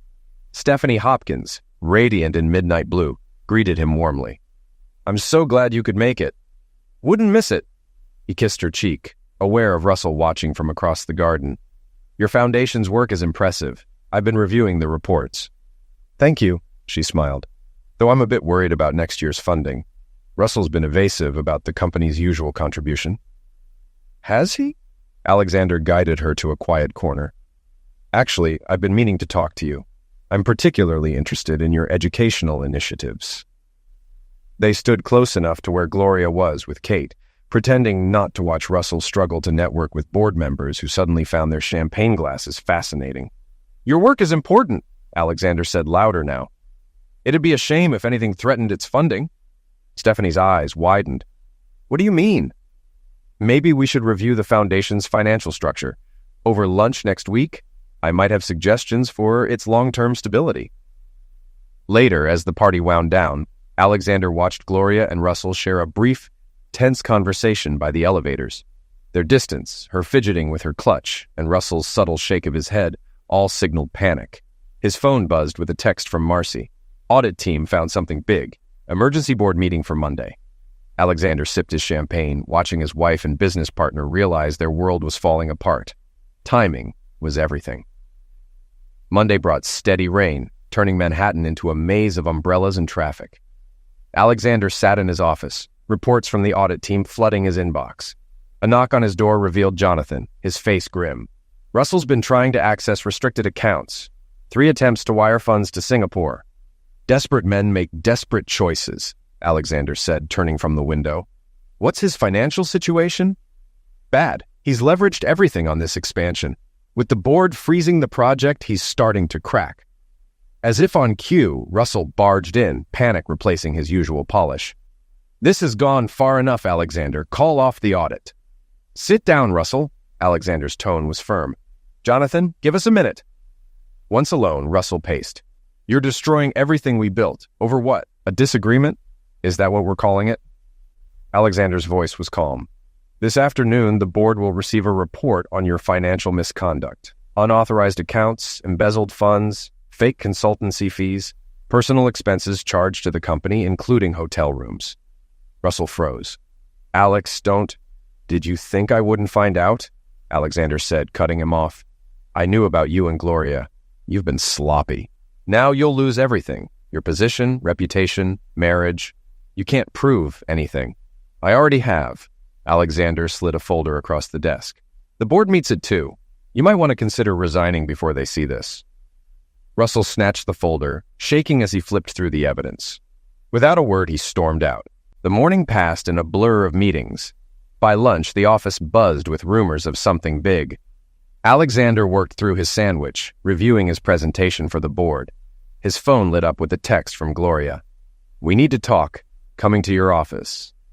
Minutes later, she stood in his doorway, her usual confidence replaced by nervous energy.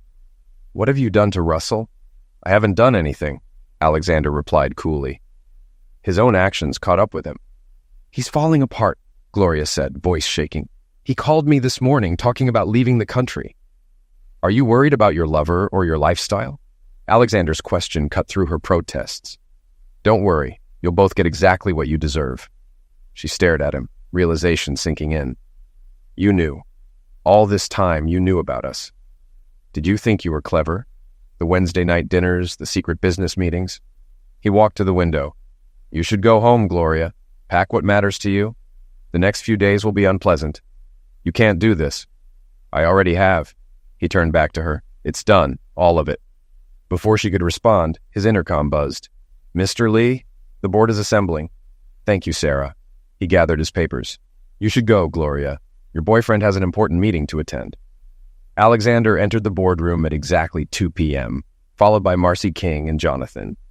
Russell sat alone at the far end of the table, his usual allies missing.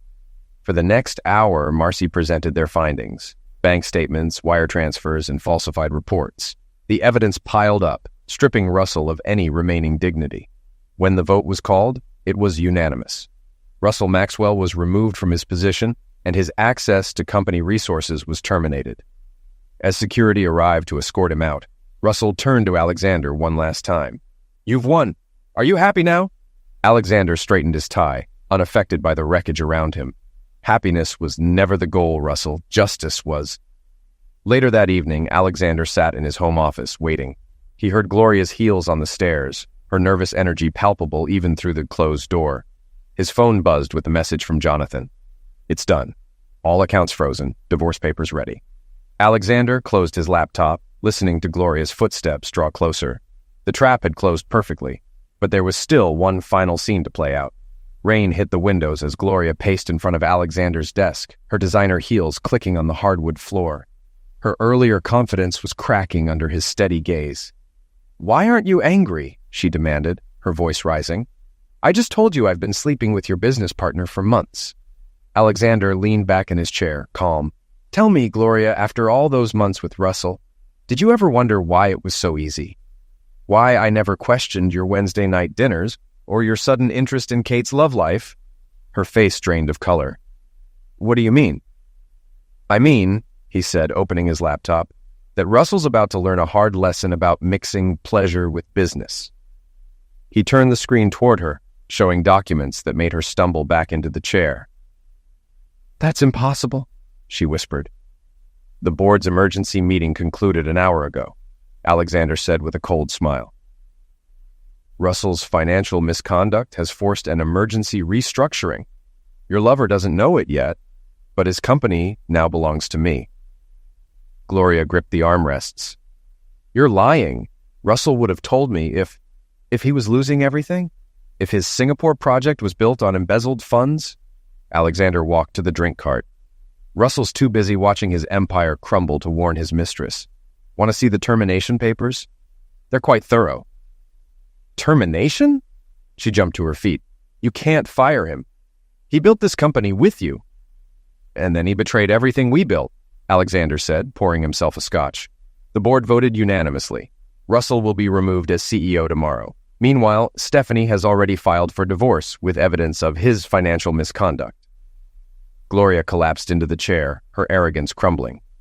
"Stephanie knows about the affair?" "Not yet," Alexander replied, sipping his drink.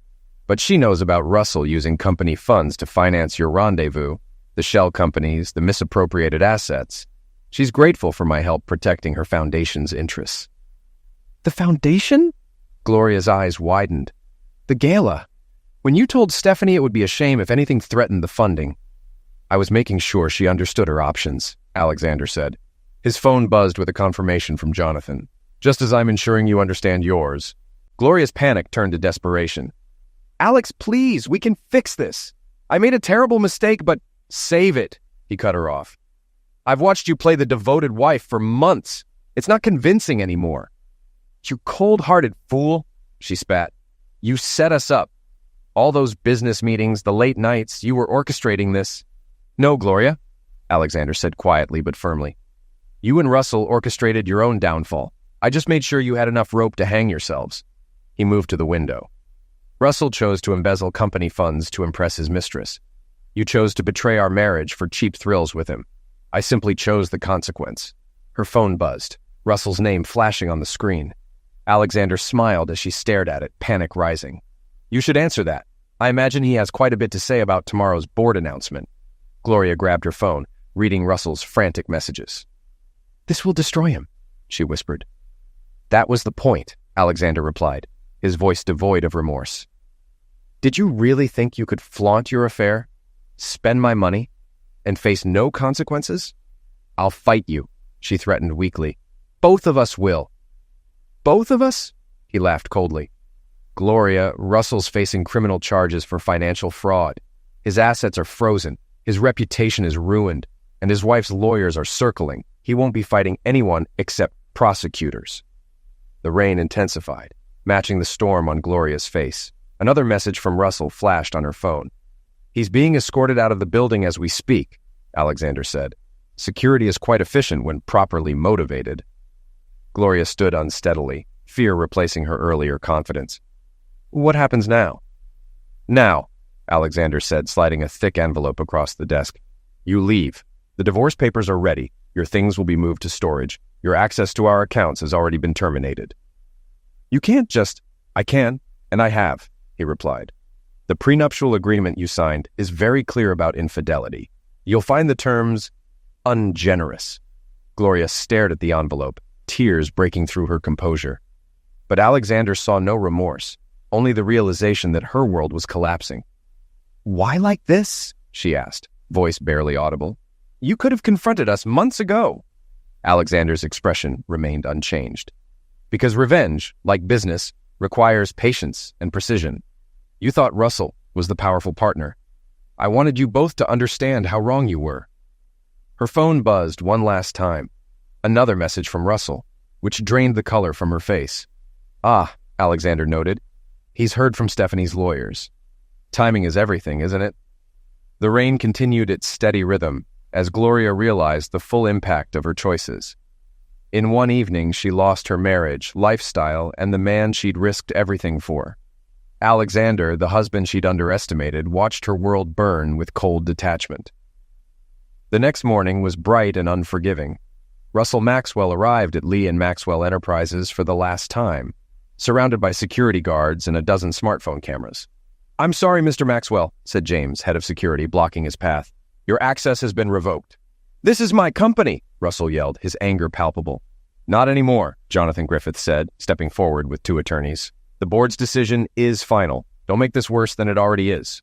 Inside, employees watched from the windows as Russell's meltdown continued. His suit couldn't hide the sweat pouring down his neck as he pointed at Jonathan.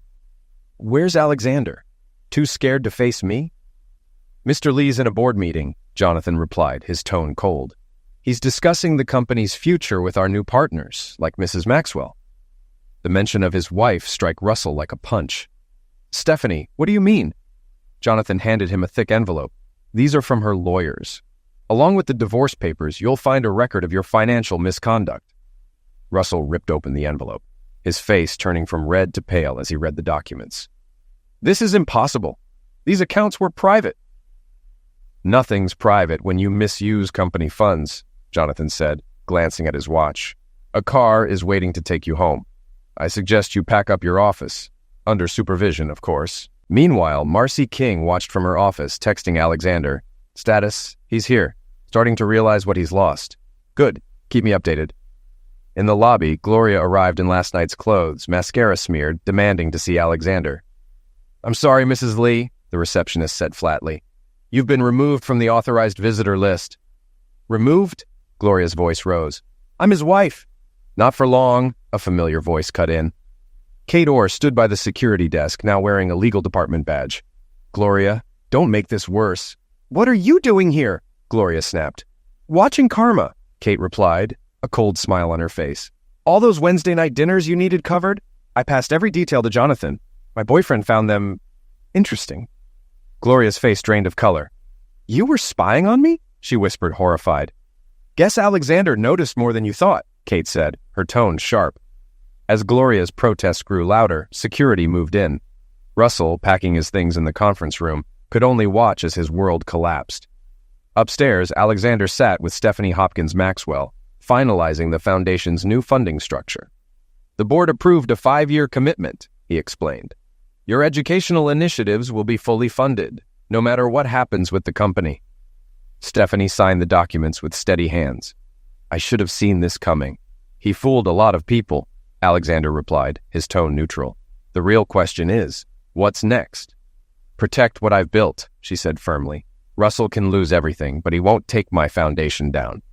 As their meeting continued, commotion from the lobby caught their attention. Through the glass walls, they saw Gloria being escorted out, her dignity shattered as she shouted at anyone nearby. Hell hath no fury, Stephanie remarked. Like a gold digger scorned, Alexander added, returning to their papers. Now, about the new board structure. The day unfolded as a perfect storm of destruction. Russell's personal items were boxed up and shipped. His executive parking spot was reassigned. His name was removed from the company letterhead. By evening, news outlets buzzed with updates on the corporate shakeup. Social media was rife with speculation about the future of the Singapore project, while society columnists whispered about the twin divorces shaking Manhattan's elite. In his office, Alexander watched the sun set over the city. His phone buzzed nonstop. messages from board members, employees, and reporters. But one message stood out from Gloria. "I hope you're happy. You've destroyed everything." He typed back, "No, Gloria. You did that yourself." 2 months passed, and Lee International emerged from the storm of change. The Maxwell name was gone, replaced by a sleek new logo that symbolized Alexander's successful takeover. Employees, not fearful but in awe, respected the precision with which he'd transformed the company. In his expanded corner office, Alexander reviewed the latest quarterly reports. The numbers reflected recovery and growth.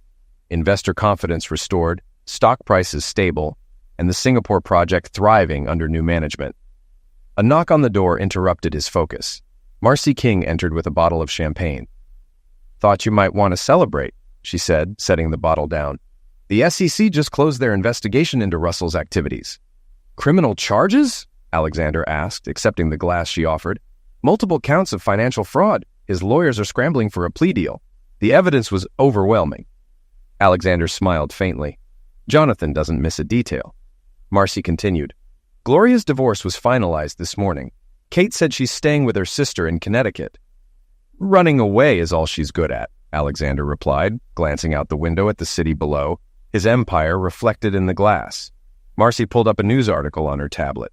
"Have you seen today's Society pages?" she asked, handing it to him. The headline read, "Double Divorce Drama. Manhattan Power Couples Fall from Grace." The photo showed Russell leaving court looking years older, clutching legal papers. "Stephanie's foundation is thriving," Marcy added. "The new board position suits her." "She earned it," Alexander said, his tone genuine. "She understands what it means to build something real." His phone buzzed with an email from Jonathan. Russell's remaining assets have been seized. The once powerful man now faced jail time and a ruined reputation. "You planned this perfectly," Marcy remarked. Alexander shook his head. "It wasn't a plan. I just made sure I was prepared. That's all we can do." A comfortable silence followed as they watched the city lights flicker on. Workers filtered out of the building, their lives unaffected by the corporate drama. "Do you regret any of it?" Marcy asked, breaking the quiet. Alexander considered the question. "They made their choices. I just made sure there were consequences." His computer chimed with new projections showing Lee International's strongest performance yet. Success, it seemed, was the sweetest revenge. 2 years later, Lee International's transformation was complete. The Singapore project, once a symbol of mismanagement, was now the company's most profitable division. Investor confidence soared, and Forbes published an article, "From Betrayal to Billionaire: The Rise of Alexander Lee." Meanwhile, Gloria faded from the spotlight. Struggling to rebuild in Connecticut, her once glamorous life had become a cautionary tale. Her social media profiles vanished after relentless trolling, her fall from grace now a whispered story. She was last seen working as a real estate agent, far removed from her past. Russell fared no better. The SEC's investigation had revealed financial fraud, leading to his indictment. After a brief trial, he accepted a plea deal: 5 years in a minimum security prison, complete asset forfeiture, and a lifetime ban from any publicly traded company. In prison, Russell reportedly spent his days following Lee International's stock ticker, a daily reminder of his downfall. 5 years later, Lee International's headquarters towered above Manhattan's skyline, a symbol of Alexander's dominance. The company's rise was now a case study in corporate resilience. Inside his office, Alexander reviewed acquisition reports. Lee International's market value had tripled since Russell's fall, each success proving Alexander's belief that betrayals, when handled correctly, could become opportunities. A knock at the door revealed Jonathan Griffith, now chief legal officer, and his wife, Kate. Their marriage, celebrated 2 years ago, had marked the union of two key players in Russell and Gloria's downfall. "Thought you'd want to see this," Jonathan said, placing a newspaper on Alexander's desk. The headline read, "Former executive Russell Maxwell denied early release." 3 years down, 2 to go, Kate remarked, settling into a chair. The judge wasn't impressed by his appeal. Alexander scanned the article, noting that Russell's fall was complete. After his release, the terms of his plea deal would prevent him from rebuilding his life. "Any word on Gloria?" Alexander asked. Kate smiled. "Still hiding in Connecticut. Her sister kicked her out last year. She's working as a real estate agent now, trying to rebuild her life." Jonathan added, "Her social media is enlightening. The woman who once attended the elite charity galas now advertises suburban homes, her designer wardrobe replaced with practical suits." Alexander glanced briefly at the photo on Jonathan's screen before returning to the documents on his desk. She tried dating an executive last year, Jonathan noted, until he Googled her. Your story's quite the cautionary tale in certain circles, Kate added with a smirk. Alexander's phone buzzed with an email from Marcy King, now his trusted CFO. The latest quarterly numbers exceeded projections again, a testament to her skill in untangling Russell's financial mess. Stephanie's foundation just partnered with the Gates Foundation, Alexander said, showing a press release, maintaining that funding was one of our smartest decisions. Stephanie Hopkins had shed the Maxwell name after her divorce and turned her humiliation into triumph. Her foundation now operated in 12 countries and thrived alongside her marriage to a respected federal judge. Did you see Russell's latest appeal? Jonathan asked, handing Alexander a document. He's claiming mental distress, blaming shame and isolation for his struggles. Prison tends to do that, Alexander replied without sympathy. The report detailed Russell's current state, assets seized, reputation destroyed, and a lifetime ban from corporate leadership. Even his former allies avoided him. Gloria tried visiting him last year, Kate said. He refused, blaming her for everything, claiming her demands during the affair forced him to embezzle. Alexander chuckled. They deserved each other. His intercom buzzed, reminding him of the board meeting. 5 years after the scandal, Lee International's board was unrecognizable, rebuilt with loyal and competent members who shared Alexander's vision. One more thing, Jonathan said. Gloria's lawyer contacted us. She's writing a memoir and wants the NDA lifted. Absolutely not, Alexander replied firmly. She made her choices, and she doesn't get to profit from them. After Jonathan and Kate left, Alexander stood by his office window surveying his empire. 5 years ago, he'd watched Gloria and Russell's worlds collapse. Now, his company thrived, a testament to his calculated decisions. A news alert flashed on his phone. Russell Maxwell's latest business venture files for bankruptcy. Even from prison, his attempts to rebuild had failed, thanks in part to Alexander's quiet influence, which ensured no one would work with him. Another message arrived from a private investigator. Gloria's real estate career barely covered her rent in a modest Connecticut apartment. The once glamorous socialite now struggled to rebuild her life, aging quickly without the luxury treatments she'd once relied on. Her past haunted her. Potential suitors disappeared after a simple Google search, and her notoriety had earned her a Wikipedia page as a cautionary tale. Marcy King knocked and entered, tablet in hand. The Singapore expansion is exceeding projections, she said. Ironic, given Russell's disaster, they're exposed everything. Failure often lays the foundation for success, Alexander replied, gesturing for her to sit. Stephanie's latest project is impressive, Marcy continued, showing him a presentation. Her foundation is revolutionizing STEM education in developing countries, and the Gates partnership is just the start. Alexander nodded, thinking of how Stephanie had rebuilt her life. Her foundation and new marriage reflected resilience, a sharp contrast to Russell's downfall. The charity gala is next month, Marcy noted. Stephanie wants you there. It's at the Met again, where it all started falling apart for them. The symmetry isn't lost on me, Alexander said. An email from Jonathan arrived, confirming Russell's latest appeal had been denied. The judge's remarks were harsh. Mr. Maxwell's distress stems not from remorse, but from the consequences of his actions. Did you see his daughter's wedding announcement? Marcy asked. Alexander had. Lauren Maxwell, Russell's only child, had married recently, with the announcement mentioning only her mother and stepfather. Russell's name and presence were notably absent, rejected even in small contributions. Lauren's focused on the foundation now, Marcy said, working with her mother to salvage something positive from her father's disgrace. Alexander glanced at the city lights and smiled faintly. Choices had consequences, and while others had fallen, he had risen higher than ever. A notification lit up Alexander's phone, an alert from his building's security. Gloria had tried to enter the lobby again, claiming she had important documents for him. Like her previous attempts, each more desperate than the last, this one ended with security escorting her out. Politely, but firmly. Still trying, Marcy commented. Still failing, Alexander replied. Some lessons take longer to learn. His calendar reminder popped up, dinner with Jonathan and Kate to celebrate their second anniversary. Their relationship, formed after a betrayal, had become something real. Kate's role in exposing Gloria's infidelity had not only won Jonathan's love, but also secured her a position in Lee International's growing legal team.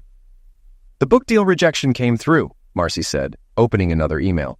Fourth publisher to turn down Gloria's memoir. Even with the NDA lifted, no one wants to touch a story that makes the author look so unsympathetic. Alexander smiled faintly. Karma writes better endings than any publisher. As dusk settled in, the city lights began to sparkle, each window in the nearby towers reminding him of how far he'd come since that rainy night when he first saw the PI's photos. His empire had expanded, built stronger by the crisis that should have torn it apart. The next morning, a news alert made Alexander pause. Russell Maxwell had attempted self-destruction in his prison cell. He survived, but the incident report painted the picture of a man finally undone by his own choices. He left a note, Jonathan told him over an emergency breakfast at the corner cafe, the same booth where they'd plotted Russell's downfall 5 years ago. Mostly rambling, Jonathan said, but he mentioned Gloria, said she was the beautiful poison that destroyed everything he'd built. Alexander stirred his coffee, recalling the ambitious partner who'd helped create Lee and Maxwell Enterprises. "Send flowers to Stephanie and Lauren," he said. "They may have divorced him, but they shouldn't hear about this from the media." "Already done," Jonathan replied, sliding a folder across the table. "There's more. Gloria's sister finally spoke to the press. Apparently Gloria's been spiraling since she lost her real estate license last month. Something about forging documents to inflate her sales numbers." "Old habits," Alexander said dryly. "She never understood that real success takes more than just appearances." Their waitress, Janet, still serving after all these years, brought their usual orders. "Saw your company's name in the papers again, Mr. Lee," she remarked. "Something about a new tech division." Alexander nodded, a rare smile crossing his face. Lee International's latest push into artificial intelligence had made headlines and drawn investor interest. The stock had surged 15 points overnight. "The Singapore office sends their quarterly reports today," Jonathan added after Janet left. "The project Russell nearly destroyed is now our most profitable division. Sometimes I wonder if he follows the company's success from his cell." "He does." Alexander pulled up an email on his phone. The prison psychiatrist had reached out via official channels. Apparently, Russell was obsessed with Lee International's stock ticker, checking it daily in the prison library. The morning light caught the silver in Alexander's hair. At 50, he'd become what Russell had only pretended to be, a real business titan, respected not for charm, but for substance. His phone lit up with a message from Marcy. "Look who's making headlines again." The link led to a small Connecticut newspaper. Gloria Edwards, the former Manhattan socialite, had been arrested for drunk driving after causing a scene at her ex-boyfriend's engagement party. The article naturally mentioned her past. It always did. "She tried to reach out to Russell's daughter last week," Jonathan added. "Lauren blocked her number and reported her for maltreatment. Apparently, Gloria thought she could convince Lauren to support her book project. The real story of what happened." "That's irony for you," Alexander mused. "She finally wants to tell the truth, but no one's interested." Their conversation was interrupted by another message, this time from Stephanie. The Foundation's new educational center would open next month. Would Alexander do the honors at the ribbon cutting? The press would love the symmetry. The man who'd saved the Foundation from her ex-husband's misconduct helping launch its greatest achievement. "Life has a way of sorting itself out," Alexander observed, typing his acceptance. Stephanie had built something real. Gloria and Russell had built only illusions. Later that evening, in his office high above Manhattan, Alexander reviewed a personal document he rarely opened, his original plan, drafted the night he'd first seen the PI's photos of Gloria and Russell. Every step had been laid out. The careful gathering of evidence, the strategic positioning of allies, the precise timing of each revelation. But the document's final page held something he'd never shared with anyone, a list of possible outcomes for all involved. He'd predicted Russell's financial collapse, Gloria's social fall, and even the likelihood of attempted comebacks and reconciliations. What he hadn't predicted was how complete their destruction would be, how thoroughly their own choices would compound the consequences he had set in motion. His intercom buzzed. "Mr. Lee, Mrs. Cornell is here. Stephanie says it's urgent." Stephanie entered his office, looking every bit the sophisticated philanthropist she'd become. Marriage to Judge Cornell had erased the last traces of the uncertain woman she'd been as Russell's wife. "I thought you should hear this from me first," she began, taking a seat. "Russell's being transferred to the prison psychiatric unit. The self-destruction attempt. It's worse than they first reported. The doctors say he's had a complete breakdown. He keeps talking about Wednesday nights and hotel rooms, about how he should have seen the signs. Alexander absorbed this silently, recalling another conversation in this office years ago when he'd promised Stephanie that her foundation would survive Russell's downfall. "Lauren asked me to tell you something else," Stephanie continued.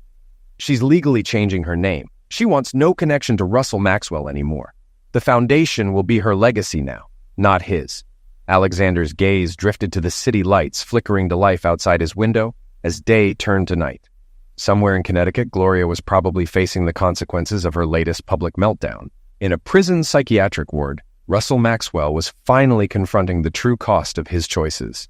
And here, in the heart of the empire they tried to destroy, Alexander Lee sat with the woman who'd risen from the same ashes that had consumed them. "We all make choices," he said finally. "Some of us choose to build, others to betray. The difference is in living with the consequences." Stephanie smiled, understanding in her eyes. "You never just wanted revenge, did you? You wanted justice." "I wanted them to understand exactly what they'd thrown away," Alexander corrected. "The rest they did to themselves." As night fell over Manhattan, Alexander Lee stood at his window, master of an empire built from the ruins of betrayal. Below, the city pulsed with life, each light a reminder that endings were just beginnings in disguise. He'd lost a wife and a business partner, but gained something far more valuable.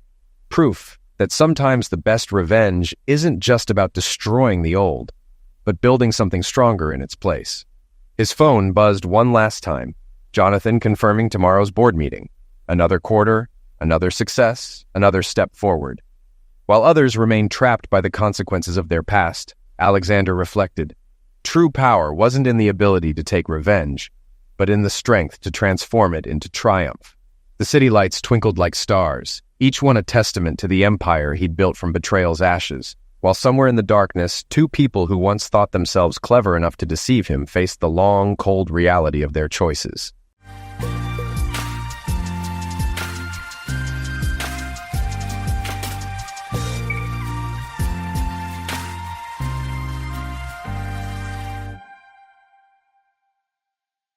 It started like any other family gathering, but something fell off. I remember it was Lily's birthday, a sweet little celebration in our garden. She had just turned 5. We had balloons, a cake with those ridiculous, bright candles that she loved, and Oliver, our 7-year-old, was running around like he was on a sugar high. The sun was out, and everything should have been perfect. But it wasn't. Emma, my wife, looked distracted. You know that gut feeling you get when something's wrong, but you can't quite put your finger on it? That was me the entire day. I had this gnawing sense of unease, like I was standing on the edge of a cliff, but I didn't know if I was about to fall or if I'd imagined the danger altogether. She was talking to Dave, a colleague from her marketing job. Emma's always had a lot of male friends, and I'd never been the jealous type. But that day, at Lily's birthday party, I saw something that was hard to shake off. Dave wasn't just chatting with her. They were exchanging looks. You know, those fleeting glances that say more than words ever could. It was subtle, but I noticed it. I always notice these things. I try to tell myself I was overthinking it. Maybe they were just laughing at an inside joke from work. Maybe they were just good friends. But something about the way her body language shifted when he came close made my stomach churn. Throughout the day, I couldn't stop watching them. Emma was smiling, but it wasn't the smile she had for me. It was too intimate. It felt wrong. And the worst part? Dave was doing that thing where he leaned in just a bit too close. His eyes lingered too long on her lips when she spoke. I kept thinking, am I being paranoid? After everyone left and the kids were in bed, I sat down with a beer trying to brush it off. But my mind wouldn't let it go. I grabbed her phone, not even thinking twice about it. I never used to check her messages. I trusted her. Or I did, before I saw it. There was a text from Dave. Last night was fun. We should do it again soon, winky face. My heart stopped. You know that feeling like your chest tightens up? And for a second, you think you've misunderstood something? Yeah, that was me. I must have stared at that message for a full minute before I felt the rage start to boil up inside me. I walked straight to her. She was in the kitchen, pretending everything was fine, like she hadn't just shattered everything between us. "Who the hell is Dave?" I asked, holding up her phone. My voice came out harder than I expected. Emma looked at me, her face pale for just a second before she regained that stone-cold composure. "What the hell, James? You're going through my phone now." She tried to play it off like I was the crazy one, gaslighting me like she always does when we argue. "It's nothing. You're being paranoid. Dave and I are just friends. I can't believe you're doing this. At Lily's birthday, no less." I wasn't buying it. Not this time. Just friends don't send texts like this. What the hell does "last night was fun" mean, Emma? We were standing there, glaring at each other, the tension so thick you could have cut it with a knife. I couldn't believe she was turning it around on me like I was the one at fault for finding out. My mind was racing. Memories of every late-night work event she'd ever had, every unexplained dinner, every time she'd brush me off when I asked how her day was. "You're imagining things, James. Stop being so insecure," she snapped. But her eyes gave her away. They always do. There was a flicker of something, guilt, maybe? Or fear. Either way, I wasn't imagining it. I knew I needed to talk to someone. The whole situation was eating me alive, and I wasn't sure what to believe anymore. That's when I called Sarah. Sarah and I go way back. We've known each other since we were kids, long before Emma even came into the picture. She knew me better than anyone, and for some reason, I felt like she'd understand. I didn't even tell her everything over the phone, just that I needed to talk. She was over at the house within the hour. It felt weird at first, spilling everything to her, but she listened like she always had. And when I told her about the text from Dave, she didn't flinch. Instead, she gave me this look like she knew something I didn't. "James," she said, leaning forward, "I've seen this kind of thing before. Trust your instincts. If something feels off, it probably is." Her words hit me hard. I wasn't crazy. Emma was hiding something, and I wasn't going to let her manipulate me into thinking otherwise. Sarah offered to help me get to the bottom of it. She suggested we keep an eye on Emma, figure out what she was up to when she wasn't at home. I wasn't sure if it was the right thing to do, but at that point, what did I have to lose? The whole situation was spiraling out of control, and I needed answers. Sarah and I didn't waste any time. After that conversation, I felt like I was barely hanging on by a thread. I needed answers. I needed to see it for myself, to prove that the gnawing feeling inside me wasn't just paranoia, that I wasn't losing my mind. Sarah, always the practical one, suggested we follow Emma discreetly. We had to be smart about it, though. Emma wasn't stupid, and the last thing I needed was her catching us. She was already trying to paint me as paranoid. I didn't want to give her more ammo. So, there we were, two grown adults, parked across the street from Emma's office one night. Sarah sat beside me, watching the entrance like a hawk. It felt surreal, like we were in some low-budget spy movie. But this was my life now, following my wife around, trying to catch her in a lie. An hour went by, then another. I was about ready to call it a night when Emma finally appeared. She wasn't alone. Dave was with her, and as soon as I saw the two of them together, my heart sank. They were walking side by side, talking and laughing like they didn't have a care in the world. It was as if I didn't exist. "Follow them," Sarah whispered, her voice low, as if we were about to bust them in some high-stakes crime. I didn't argue. We tailed them, keeping a good distance, not wanting to draw attention. They ended up at this small, upscale restaurant, one of those places with mood lighting, candles on every table, and wine glasses that were too big for their own good. Intimate. Too intimate. I watched them from the car, my hands gripping the steering wheel so hard my knuckles turned white. Inside, Dave pulled out a chair for her, and Emma smiled. The same smile that used to be mine. The one she gave me when we first started dating, when I thought we were untouchable. I couldn't do it. I couldn't sit there and watch them. I turned to Sarah, who was watching the whole thing unfold like she'd seen it 100 times before. "This is bullshit," I muttered, my voice low and trembling with barely contained rage. "How the hell did we get here?" Sarah didn't say much, but I could feel her sympathy. She'd been through something similar once. I knew that. She didn't need to spell it out for me. The betrayal, the lies, the slow destruction of everything you thought you had. It wasn't new to her. We sat there for what felt like an eternity. I watched them order food, drink wine, laugh like they were on some romantic date. I don't think I've ever felt anger like that before. Pure, unfiltered rage, the kind that sits in your chest and burns its way out. I can't do this anymore, I said finally, breaking the silence. I need to confront her. Sarah nodded, but there was a hesitance in her eyes. You sure? You need to be prepared for whatever she might say. I wasn't sure. Hell, I didn't know anything anymore. But I couldn't keep going like this, living in the shadows of my own marriage, watching my wife live a double life. So we waited until they left, Emma and Dave walking out as if nothing in the world could touch them. It made me sick. By the time I got home, I was seething. I could barely think straight. Emma was already there, lounging on the couch like she hadn't just spent the evening out with another man. It was the casualness of it that pissed me off the most. Like this had become her normal, like I wasn't even a factor in her life anymore. Where were you tonight? I asked, not even bothering to hide the edge in my voice.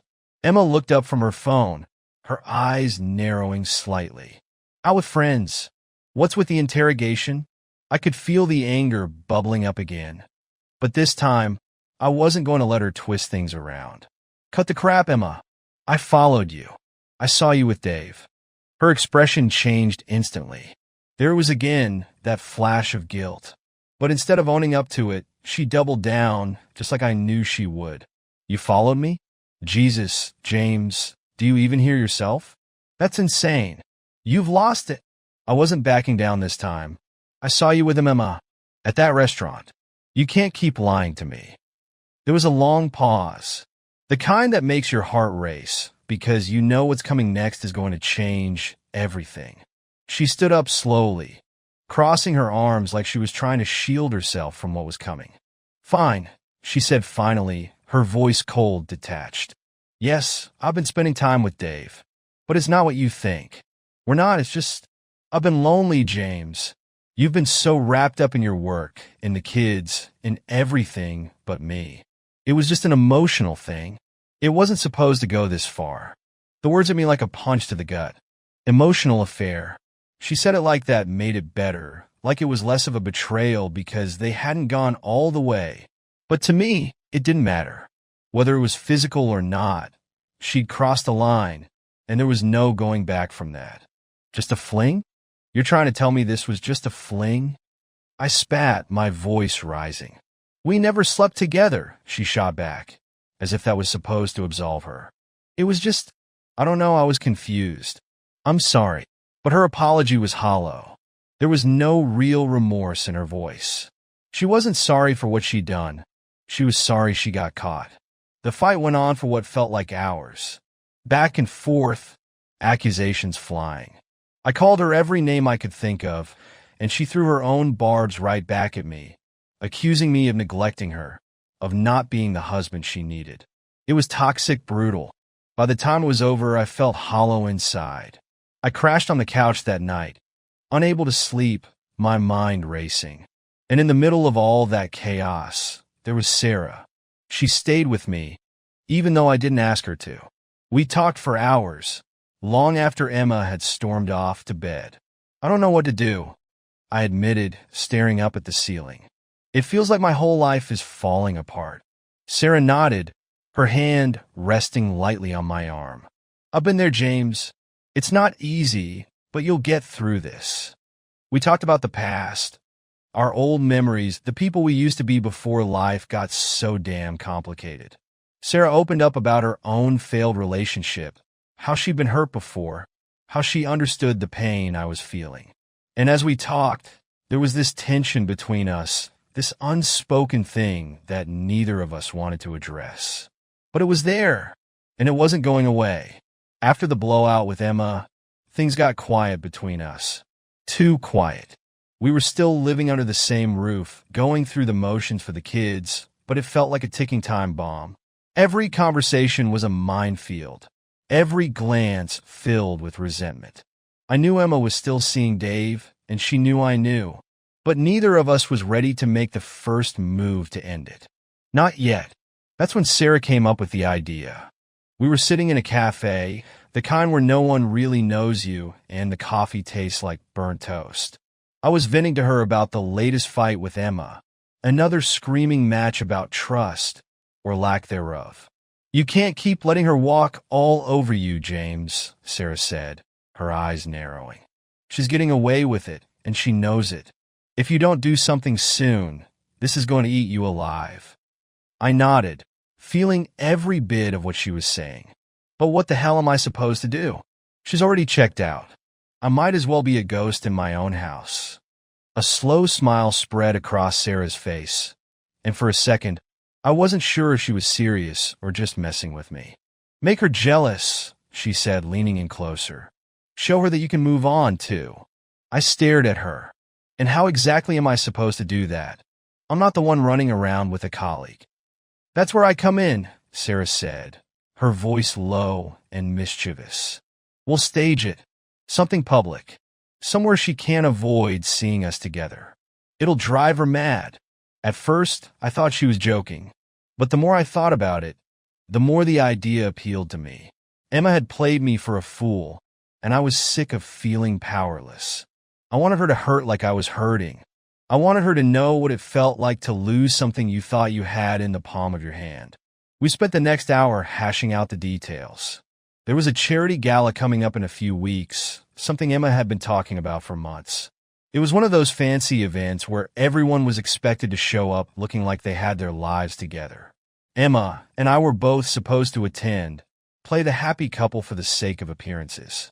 "That's where we do it," Sarah said, her eyes lighting up as the plan came together. "We'll make sure she sees us together.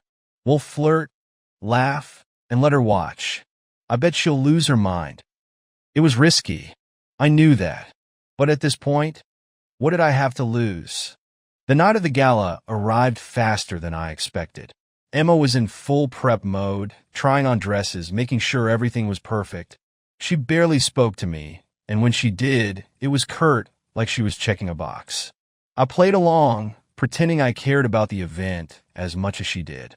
But all I could think about was what was going to happen that night. Sarah and I had everything planned to the last detail. We arrived separately but not too far apart. The venue was one of those massive ballrooms, chandeliers hanging from the ceiling, couples in tuxedos and gowns sipping champagne. It was the kind of place where people came to see and be seen. I spotted Emma almost immediately. She was wearing a sleek black dress, her hair done up in that way she always did when she wanted to make an impression. And then I saw Dave. He was standing right next to her, looking every bit the smarmy bastard he was. Just seeing him there made my blood boil, but I kept my cool. Sarah appeared at my side, looking stunning in a deep red dress that clung to her in all the right places. She smiled at me, that knowing look in her eyes that said, "Let's do this." We made our way through the crowd, stopping to chat with people here and there, but always making sure we were close enough for Emma to notice. And she did. I could see her eyes flick over to us, narrowing slightly as Sarah and I laughed a little too loudly, our bodies a little too close.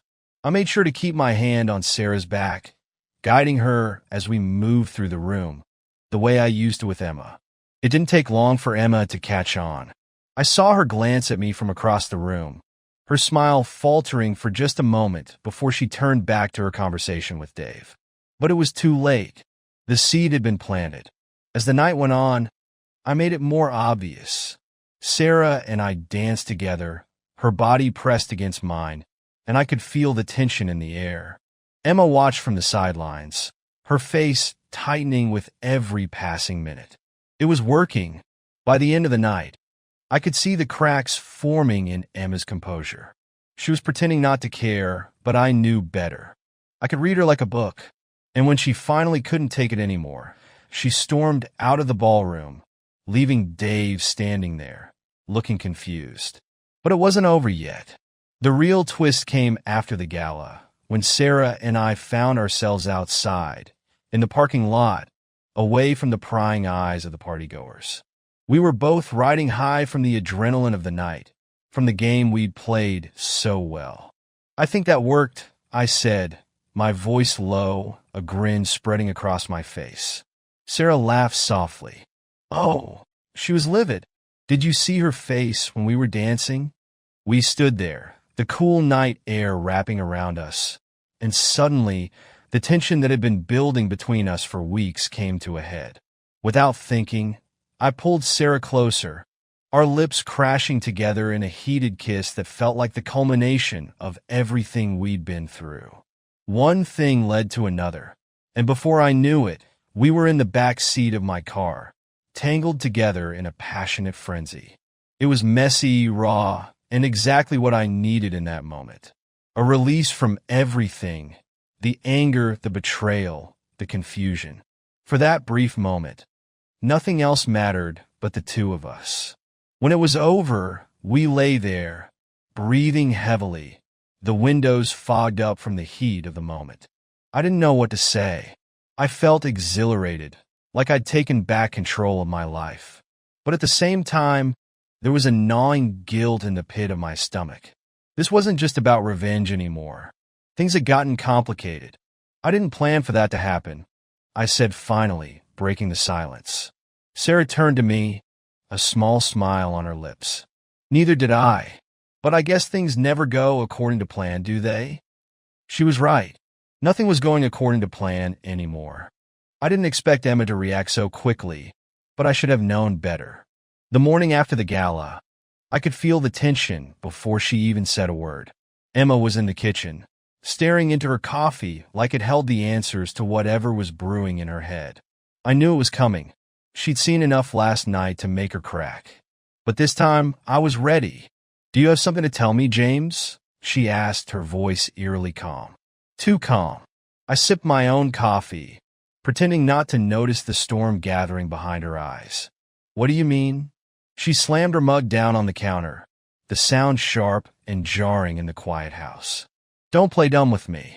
I saw you with her last night. You think I didn't notice you flirting with Sarah? In front of everyone." I put my cup down slowly, my pulse quickening. I could see where this was going, and honestly, I was done with her games. "So what if I was? What about you and Dave? You think I don't know what's been going on between you two?" That hit the mark. Her eyes widened, and for a split second, she looked caught off guard. But Emma was always quick to recover. "Don't turn this around on me," she spat. "You've been acting like a complete bastard lately.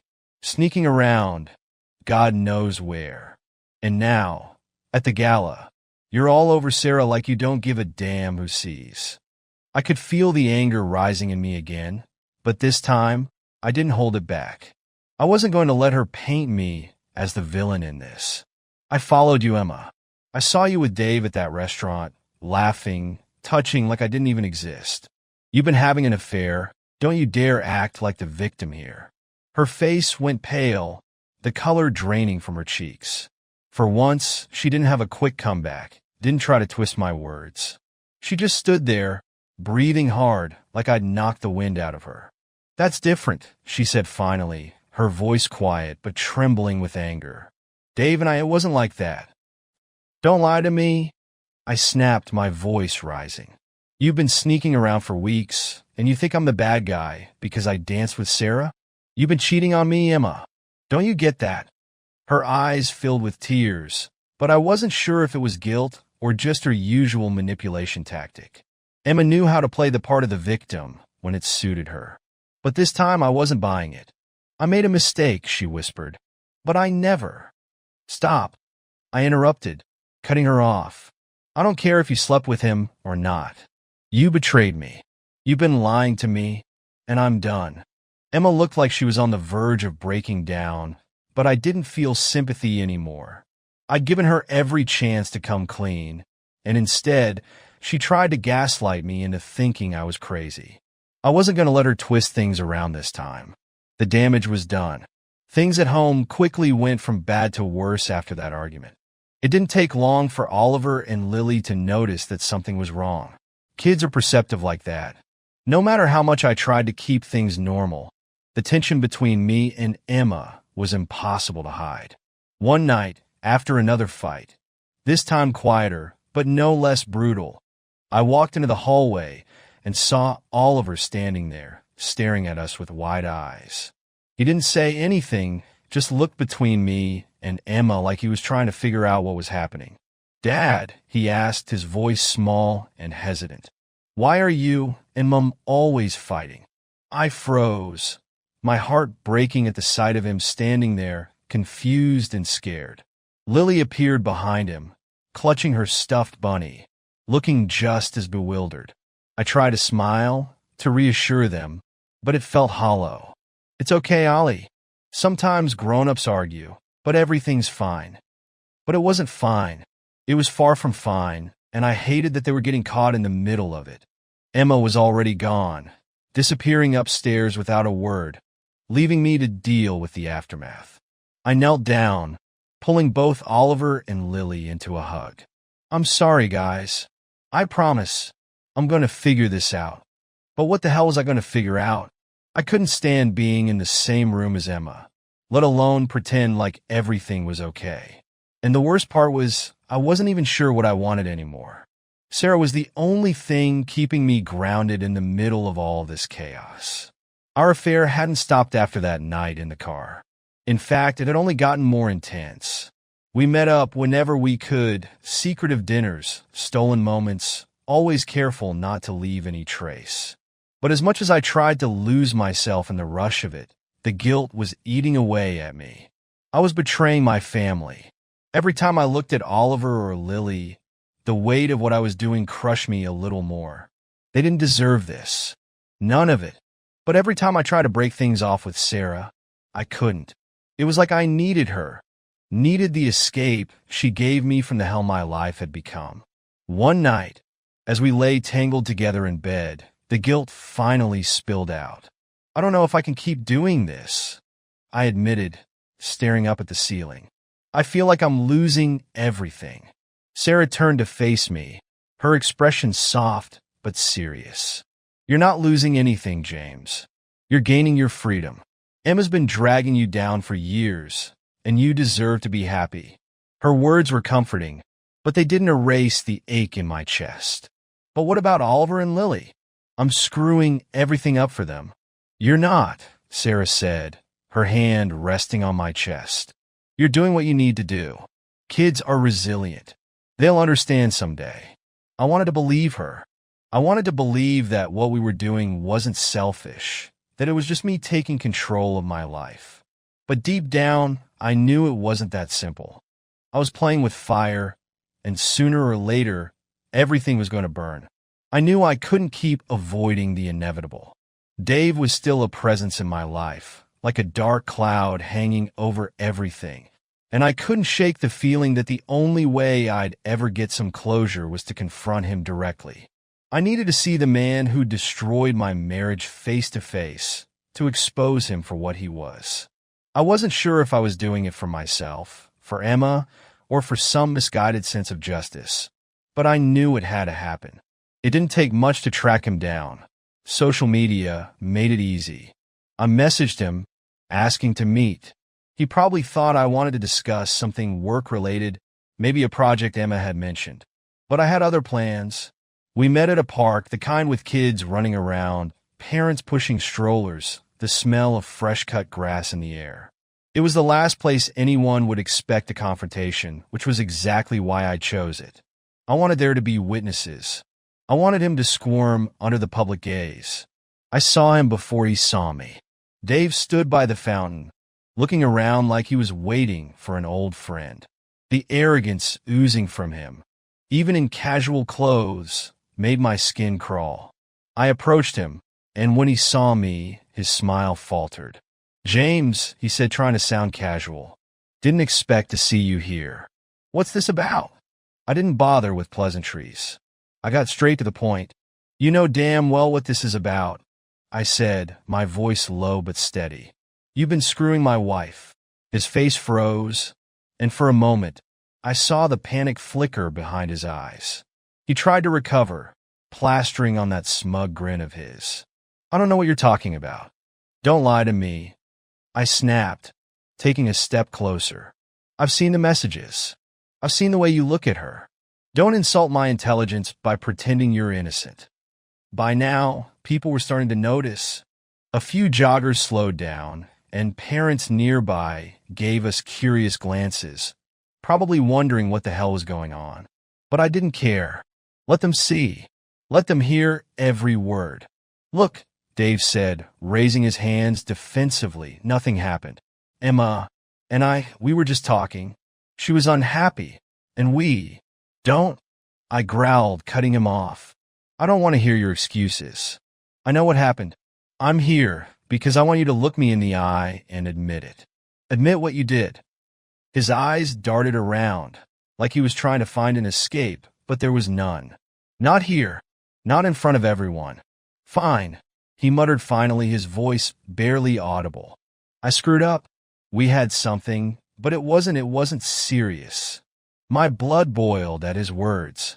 He said it like it was nothing, like my entire marriage was just some casual fling he could dismiss. Not serious? I repeated, my voice shaking. You think you can walk away from this and act like it doesn't matter? You destroyed everything. By now, people had started to gather, watching the confrontation unfold. Dave's face was flushed, and for the first time, I saw the fear in him. He wasn't the confident asshole I'd imagined. He was just a coward who got caught. I'm sorry, he said, his voice cracking slightly. I didn't mean for it to go this far. You didn't mean for it? I shouted, my fists clenched at my sides. Well, it did. And now, you're going to live with the consequences. Before I could say anything else, I saw her. Emma, standing at the edge of the park, watching us.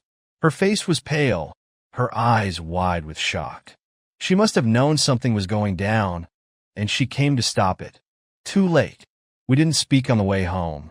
The silence between us was heavy, filled with all the things we weren't saying, but that were screaming in our heads. When we got inside, Emma collapsed on the sofa, her hands trembling. I stood there, looking at her, waiting for the inevitable breakdown. It didn't take long. She started sobbing, big, heaving sobs that shook her entire body. I wanted to feel something, anger, satisfaction, anything, but all I felt was exhaustion. I'm sorry, she cried, her voice barely coherent through the tears. I didn't mean for this to happen. I never wanted to hurt you. Her words hung in the air, and for a moment, I just stood there, staring at her. Then why? I finally asked, my voice softer than I intended. Why did you do it? Emma buried her face in her hands, her words spilling out between sobs. I don't know. I was lonely. I felt like you didn't see me anymore. You were always busy with work, the kids. I felt invisible. And then Dave came along, and he made me feel wanted. I know it's no excuse, but I was so lost. Her confession hit me harder than I expected. I had prepared for anger, for another fight, but this was different. She wasn't fighting anymore. She was broken, and despite everything, part of me wanted to comfort her, to tell her that I understood. But I couldn't. You think I wasn't lonely? I asked, my voice shaking. You think I didn't feel the same way? But I didn't go running to someone else. I stayed. I tried. I know, she whispered, tears streaming down her face. I know I screwed up, and I don't deserve your forgiveness. But please, James, don't leave. I can't do this without you. Her plea hit me like a punch to the gut. She was asking for something I wasn't sure I could give. Forgiveness? A second chance? After everything? But I couldn't give her what she wanted. Not anymore. The final confrontation happened later that night. The kids were in bed, and the house was eerily quiet. We stood in the living room, facing each other, and it felt like the weight of the entire world was pressing down on us. I can't do this anymore, I said, my voice barely a whisper. I'm done, Emma. I'm done with all of it. She stared at me, her eyes filled with desperation. You don't mean that? I do, I said more firmly this time. We've been falling apart for years. Maybe this affair was just the final push, but we were broken long before Dave showed up. I don't know when it happened, but it did, and I can't pretend anymore." Emma sank to her knees, sobbing uncontrollably. "Please, James. I'll do anything. We can fix this. We can go to therapy. We can—" "No," I said, shaking my head. "It's over. I'm not doing this for me or for you. I'm doing it for the kids. They deserve better than this. Better than us." She was broken, completely shattered, but I couldn't help her. Not this time. I turned and walked out of the room, my heart pounding in my chest. As I reached the door, I saw Sarah standing outside, watching from a distance. She didn't say a word, but her presence was enough. I wasn't sure what came next, but I knew one thing. This chapter of my life was over. The house felt eerily quiet after Emma left. The finality of it hit me in waves. The first night alone was the hardest. Every corner of the house seemed to whisper memories of our life together, both good and bad. But those memories didn't carry the weight they once did. They felt distant, like echoes of a past I was slowly detaching from. I spent more time with Oliver and Lily, making a conscious effort to keep things normal for them, even though nothing felt normal anymore. We went to the park, had movie nights. I even tried cooking their favorite meals. And for the first time in a long time, I was present, really present. It wasn't easy. Every time I tucked them into bed, I felt the pull of guilt tugging at me for what they were going through. But I knew this was better than the toxic environment Emma and I had created. I tried not to think about Sarah too much, but that was impossible. After everything, she'd become a fixture in my life in a way I hadn't expected. What started as a plan for revenge had turned into something else, something neither of us had planned for. She'd been my rock through all of this, and I couldn't ignore the way things had escalated between us. But now that the dust was settling, I found myself questioning what came next. One afternoon, Sarah and I met up at a cafe, the same place where we'd come up with that insane plan to make Emma jealous. It felt strange being there again, this time with so much between us that hadn't been there before. We sat outside, sipping our coffees, the awkwardness hanging between us like a third person at the table. "I've been thinking," I started, breaking the silence, "about what comes next." Sarah looked at me, her eyes searching mine. "Yeah, me too." The truth was things had gotten complicated, more complicated than I had ever anticipated. What started as an escape, a way to reclaim control over my life, had turned into something real. But now that the chaos was over, I wasn't sure if I was ready for what that meant. "Do you regret it?" Sarah asked suddenly, her voice soft but steady. I shook my head. "No, I don't regret it. I needed you, Sarah, and I don't think I could have gotten through all this without you." Her expression softened, but there was a tension in her eyes. But, I sighed. "I don't know if I'm ready for more. Not yet." The words felt heavy as they left my mouth, but they were true. I wasn't ready. My life was a mess, and the last thing I wanted was to drag Sarah deeper into it. I cared about her, maybe more than I was willing to admit, but that didn't mean I was ready to start something new. "I understand," she said, her voice calm but laced with sadness.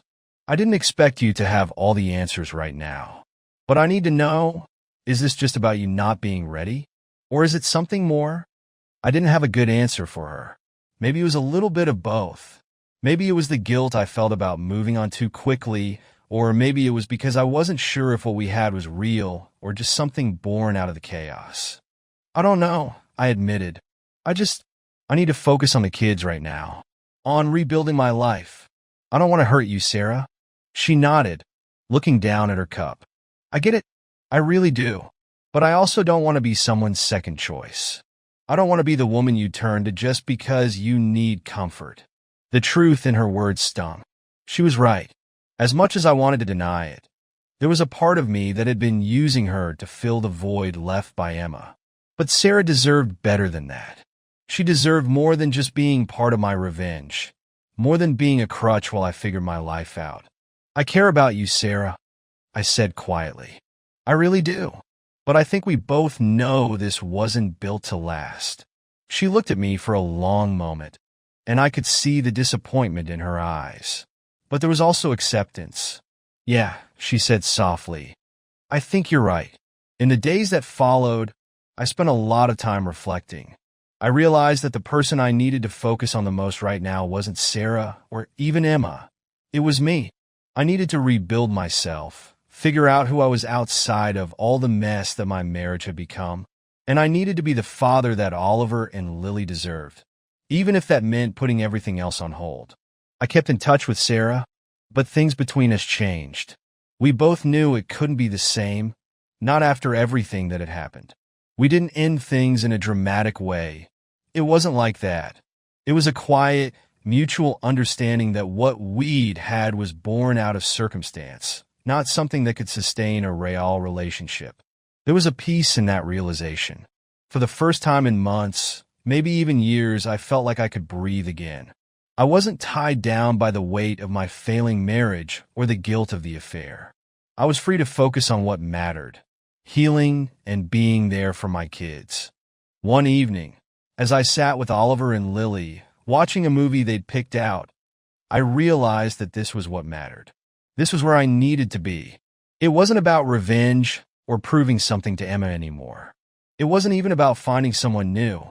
It was about finding myself, being the kind of father they could rely on, and learning to live with the scars without letting them define me. I didn't know what the future held, but for now, that was enough.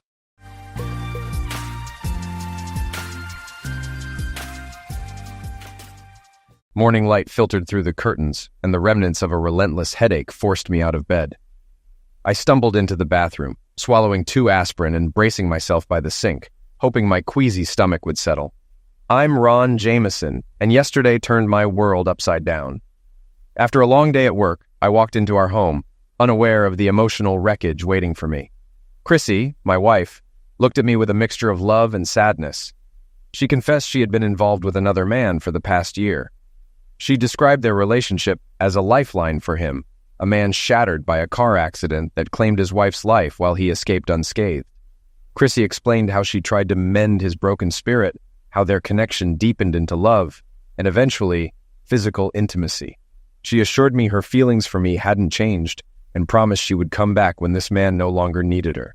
She vowed to remain present for our children and me, balancing her life between our family and her obligation to this man, who she believed would eventually move on. Her revelation felt like a sucker punch. In my stunned state, I lashed out, calling her names in a futile attempt to make sense of the betrayal. Chrissy's response was sharp. She accused me of failing to truly love and support her, throwing our wedding vows back in my face. She argued that if I loved her, I would accept this situation, as painful as it was. The conversation left me grappling with a storm of emotions, questioning everything I thought I knew about love, loyalty, and marriage. Chrissy was clearly disappointed and angry with me. I was furious, and to avoid punching her, I started drinking and yelling. Once I calmed down a bit, I asked how she would feel if I found another woman. "Who would want you?" Chrissy sneered. "You're an overweight, middle-aged man with thinning hair." She warned that if I tried to divorce her, she'd ruin me. I was livid and confused about what to do. My mind was in total meltdown, and I couldn't think logically. I kept drinking and raging at Chrissy. She packed a bag and said, "I'm leaving to be with my lover until you calm down and accept the situation." I didn't remember much after that. Sitting on our bed, I decided to take stock. Chrissy was right. I was middle-aged, my hair was thinning, and I was about 20 pounds overweight. I couldn't change my age, but I could do something about my hair and weight. First, I needed to find out where my kids were. It was Saturday morning, so they should be home. After searching the house, I realized they weren't there. Where had Chrissy taken them? I was about to call her parents when I heard a car in the driveway. It was Chrissy's car, and I saw our kids getting out. I met Chrissy at the door. "Good, you're sober," she snapped. "Where were the kids?" I asked. "They were with me. I couldn't leave them with you." "You didn't take them to your lover's house, did you?" I hissed. "Ron, watch your language," she snapped again.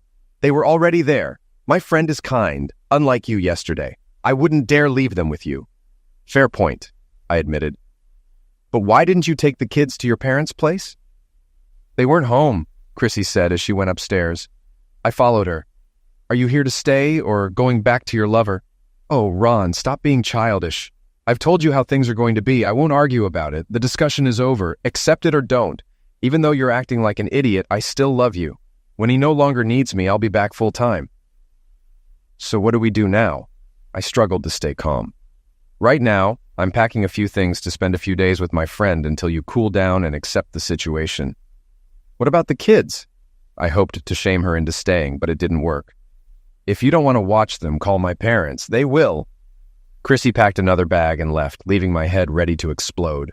However, I knew I had to keep it together for the kids. I wasn't going to take Chrissy's affair lying down.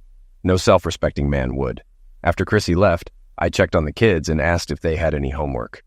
They all groaned, but agreed to get started when I promised we'd visit their grandparents, Chrissy's parents, after. The kids loved going there because Pop was helping them build go-karts. Chrissy's parents, Sam and Mary, lived on a small farm nearby.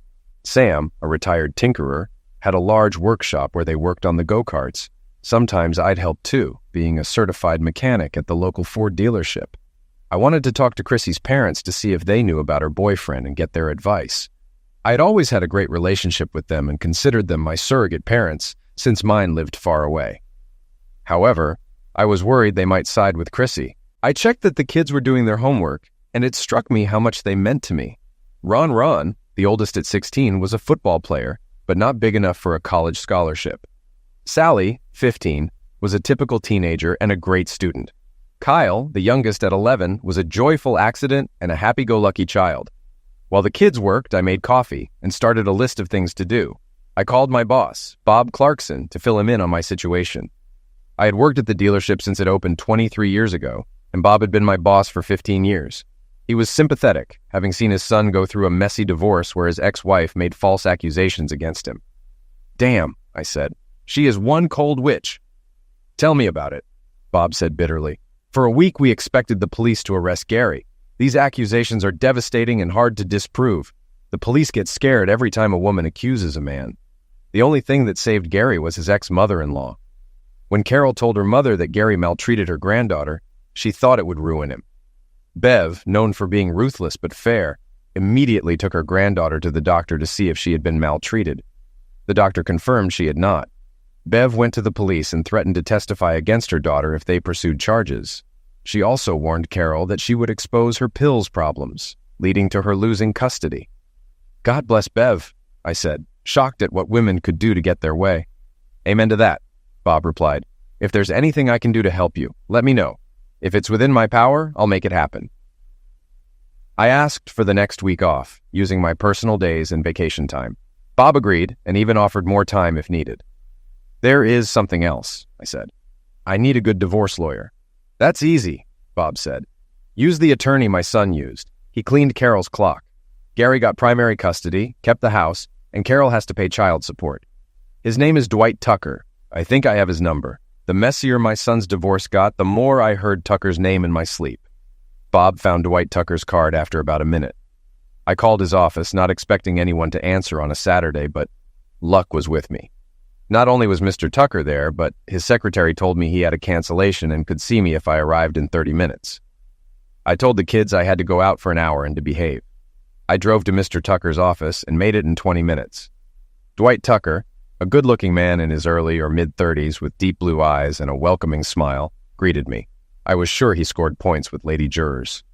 "What can I do for you today?" Dwight asked as I sat down. "My wife told me yesterday she's cheating on me with a younger man," I said, feeling embarrassed and angry. I explained what had happened the previous day. Dwight took notes, shaking his head. When I mentioned my wife claimed to still love me but planned to keep seeing the guy, he stopped me. "Let me get this straight," Dwight said, his eyes darkening. "Your wife says she loves you but will keep seeing this guy." Embarrassed, I nodded. "Okay, go ahead," Dwight prompted. I explained that Chrissy got angry when I refused to accept her plan. I admitted I called her a strumpet and a hooker. I painfully recounted how Chrissy laughed when I asked how she'd feel if I found another woman. She belittled me, saying no woman would want me and promised to ruin me if I tried to divorce her. "She actually said all that?" Dwight asked incredulously. "No offense, Mr. Fremont, but your wife is either extremely callous or has serious mental issues." "None taken," I sighed. "I think the same." I then told him how she left the kids at her lover's house during our argument, and they spent the night there. Dwight's head snapped up, and he smiled before jotting something down. Now for the $64,000 question, what do you want to do? Dwight asked, steepling his fingers. I can't live with this situation, I replied after a moment. I don't know if I can get past this, but I don't want to get destroyed in a divorce or lose my kids. Dwight nodded sympathetically. That's common with women facing divorce due to their bad behavior. But I'll work hard to minimize any damage she can do. You'll get at least 50% of your joint assets. However, the courts don't care about infidelity, so you might have to pay alimony and child support. I felt deflated. Despite Dwight's assurance, it seemed I would be taken to the cleaners. Yes, it's possible, but that's why we need to act quickly, Dwight said, studying his notes. Your wife has abandoned the marital home and left your children at her lover's place, which is a big no-no in some courts. You currently have custody, and we can try to keep it that way. I'll seek an emergency restraining order against your wife, allowing you to stay in the house temporarily. The longer you stay, the stronger your case for primary custody. Does your wife work? Yes, part-time at the hospital on Mondays, Wednesdays, and Fridays, I answered, then added, that's probably where she met this guy. Dwight agreed and asked how much she made. I said about $25,000 a year, while I made about $80,000. I have to ask a crucial question, and I want you to think hard, Dwight said, looking directly at me. Do you still love her? Do you want to try to work things out? I stared at the floor for a long time. When I looked up, tears were streaming down my face. I do love her, but I can't accept this situation. She demeaned me and broke her vows. I just want a divorce. Last question, Dwight said, turning to a clean sheet of paper. Tell me about your assets. I quickly thought through our assets and explained. We had about $3,500 in checking, $44,000 in savings, and a $20,000 CD. I had roughly $150,000 in my 401k, while Chrissy had slightly less in her retirement plan from her full-time job at the hospital. Despite the hospital's generally better benefits, my company offered a superior healthcare plan, which we used. We also had 2 cars in both our names and a house with little equity, as we maxed out the loan when we bought it a few years ago. Here's what I want you to do, Dwight said, looking ready for battle. Withdraw half of the savings, checking, and CD amounts and put it in a separate account in your name only. I can't touch the CD without Chrissy's signature, I explained. No problem, Dwight said, calculating. Take $33,750 from savings, pay as many house bills as you can from checking, cancel joint credit cards, and get a new one in your name only. I still have a credit card from before we were married, I said. I don't use it much because our joint card offers cash back. Even better, Dwight smiled. You won't need a new card. Dwight wrote a list of instructions and handed it to me. Go to my secretary and have her call Taylor Locksmith to change your house locks. Then come back and we'll go over the next steps. Miss Carlson quickly got Taylor Locksmith on the phone. They said they'd come around noon. I returned to Dwight's office as he finished a call. We're in luck, he said. If I fax my paperwork today, we'll get Judge Johnson. Why is that lucky? I asked. He hates cheaters, Dwight smiled. He's an old-fashioned Bible Belt judge who despises infidelity. This works in our favor. If he wasn't available, I would have had to work harder, but Judge Johnson was a friend of my father's. He won't mind if I call him at home. Dwight stood up and offered me his hand. I shook it gratefully. Before you head home, Dwight instructed, go take care of your bank stuff. I'm preparing a petition for an emergency restraining order against your wife. She won't be allowed in your house or within 500 feet of you or your children. Since she's with her lover and left your kids there, that should help with the order. It might be overturned later, but by then, you'll be established as the primary caregiver. By Friday, I'll have her served with divorce papers. Then we'll see how she responds. For the first time since Chrissy dropped her bombshell, I felt like I was taking back control. The bank wasn't busy, so I quickly got a cashier's check for my share of the money and closed our joint credit card, paying off its $537 balance from the checking account.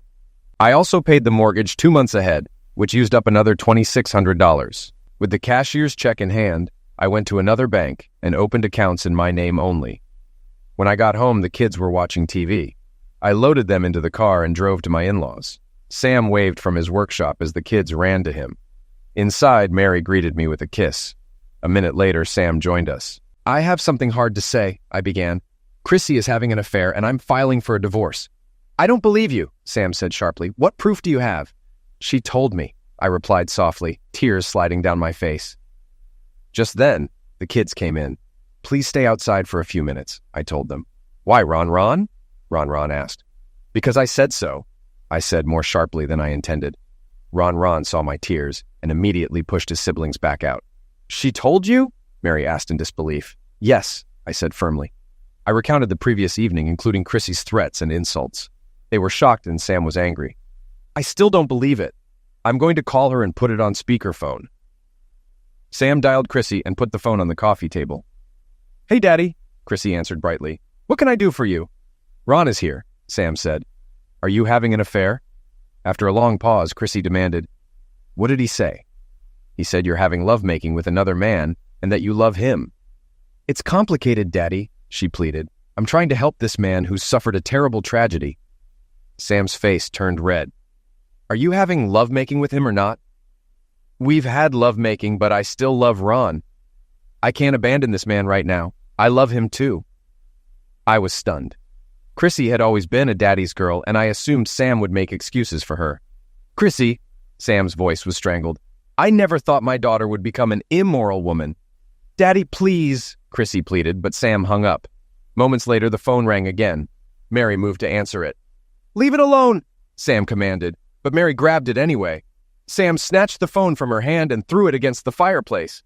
I said, leave it alone, he screamed. She was stunned by her husband's anger and backed away. I was equally shocked. Silence filled the room as Sam and Mary processed the news. Finally, Sam hugged me. Ron, I am so sorry. I can't believe our daughter did this to you. We will help you in any way we can.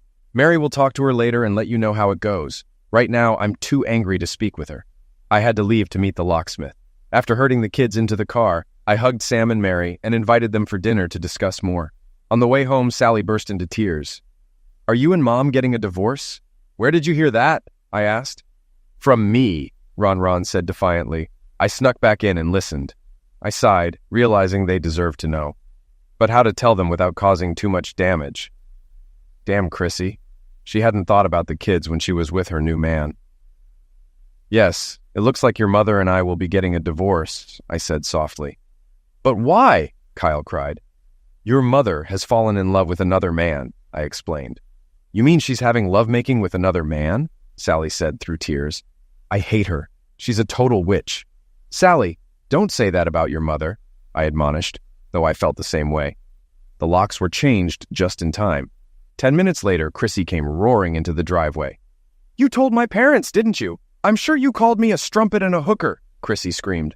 I thought you loved me, Chrissy, I said sadly. I love you with all my heart, but I won't accept you being with another man. You hurt me deeply when you called me an ugly middle-aged guy that no other woman would want. Your pity love I can do without.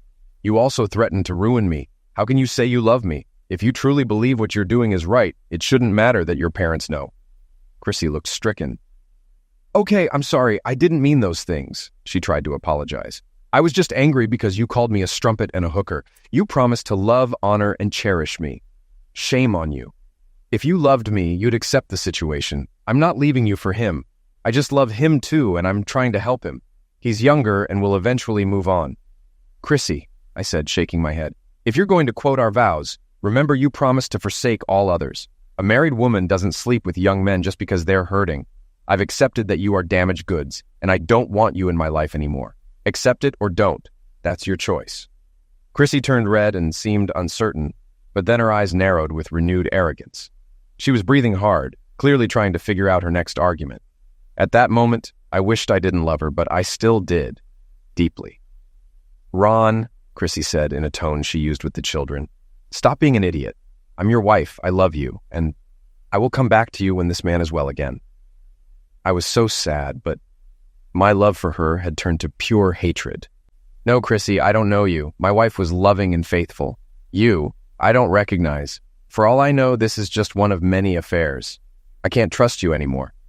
Chrissy's face flushed with anger. This is not an affair, and he's the first person I've been with since we married. He's hurt, and I will help him whether you agree or not. Suit yourself. I don't accept this. I don't trust you, so I will have a DNA test done on the kids to ensure they are mine. You are a total prick, Chrissy spat. This is going to get very ugly. Remember what I told you would happen if you try to divorce me? I'd rather die in poverty than be with a woman without morals, I said, looking down at her. She seemed unaware of the consequences coming her way. At that moment, a sheriff's vehicle pulled up. The deputy approached Chrissy. "Are you Chrissy Jameson?" he asked. "Yes," Chrissy responded, confused. "Ma'am, this is a restraining order. You cannot enter the house and must stay 500 feet away. Do you understand?" "But that's my home," Chrissy sputtered. "All my things are inside." "You have 15 minutes to gather your stuff," the deputy said. I nodded in agreement. "I'll take my children to the backyard," I said. "I want to see my children," Chrissy said frantically. "Ma'am," the deputy said, "the restraining order is to protect your children from you." Chrissy turned to me furious. "You did this! You're taking my children away." "No, Chrissy, you did this," I said calmly.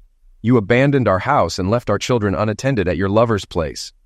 "I didn't abandon our house, and he's a wonderful man," Chrissy screamed. "I'm helping him by sleeping with him." "If he's so wonderful, go live with him and give him your love, or does he just want to use you for cheap pleasure?" I responded, more for the deputy's benefit than Chrissy's. I took the kids to the backyard and told them their mother was gathering her things to take to her new man's house, but I would let them see her before she left. When I brought them out front, Kyle was crying hard and rushed into his mother's arms, begging her not to leave. "Please, Ron," Chrissy sobbed. "Can't you see what you're doing to the children?" Anger flared in me, but I forced it down. "Don't talk about the kids. I haven't done anything to them. You took them to your lover's house while you were with him." "Ron, why can't you understand that I can't abandon him?" Chrissy said, crying. "Chrissy, you already abandoned your husband, your kids, and your home. It's time we did the same to you. You didn't consider the consequences of your actions, and now you're facing them." Ron Jr. asked, "Why?" Chrissy tried to explain to her son, but it was clear he didn't believe her. Sally, however, let her mother have it. "You're nothing but a selfish witch," she said, spitting on her mother's face. I had to grab Sally to prevent her from punching Chrissy and demanded she apologize, but she refused. Chrissy was blindsided and dropped to the ground, sobbing. Sally and Chrissy had been clashing lately, which I thought was just teenage rebellion. Now I feared Chrissy had permanently damaged their relationship. As I held Sally, Chrissy got up, ran to her car, and drove away, banging the steering wheel. Kyle tried to run after her, screaming, "Mommy, please don't leave us." Ron Jr. caught him and brought him back. The deputy looked at me sadly. "Mr. Jameson, I am really sorry for what you're going through." That night, Sam and Mary came over for dinner. I planned to grill burgers, but Mary took over the kitchen and made meatloaf and her famous macaroni and cheese, which the kids loved. While Mary cooked, Sam and I had a couple of beers in the living room. He was clearly distraught over his daughter's actions. I explained the restraining order and how Chrissy had left the kids unattended at her lover's place, which saddened Sam even more. "Mary spoke to Chrissy about an hour after you left," Sam said finally. "How did that go?" I asked. "Terrible," Sam admitted. "Mary tried to reason with Chrissy, but she's convinced she's right and we're all wrong. She thinks we're horrible people. Mary got really angry and told Chrissy not to call us anymore and that she would testify against her if it went to court." As you can imagine, the meal was very subdued. The only bright spot was when Sam invited the kids over to work on their go-karts the next day, which brought smiles to Ron Jr. and Kyle. Sally, however, sat with a pissed look and didn't eat. I let it go, knowing she was hurting as much as I was. On Friday, Chrissy was served with divorce papers at the hospital.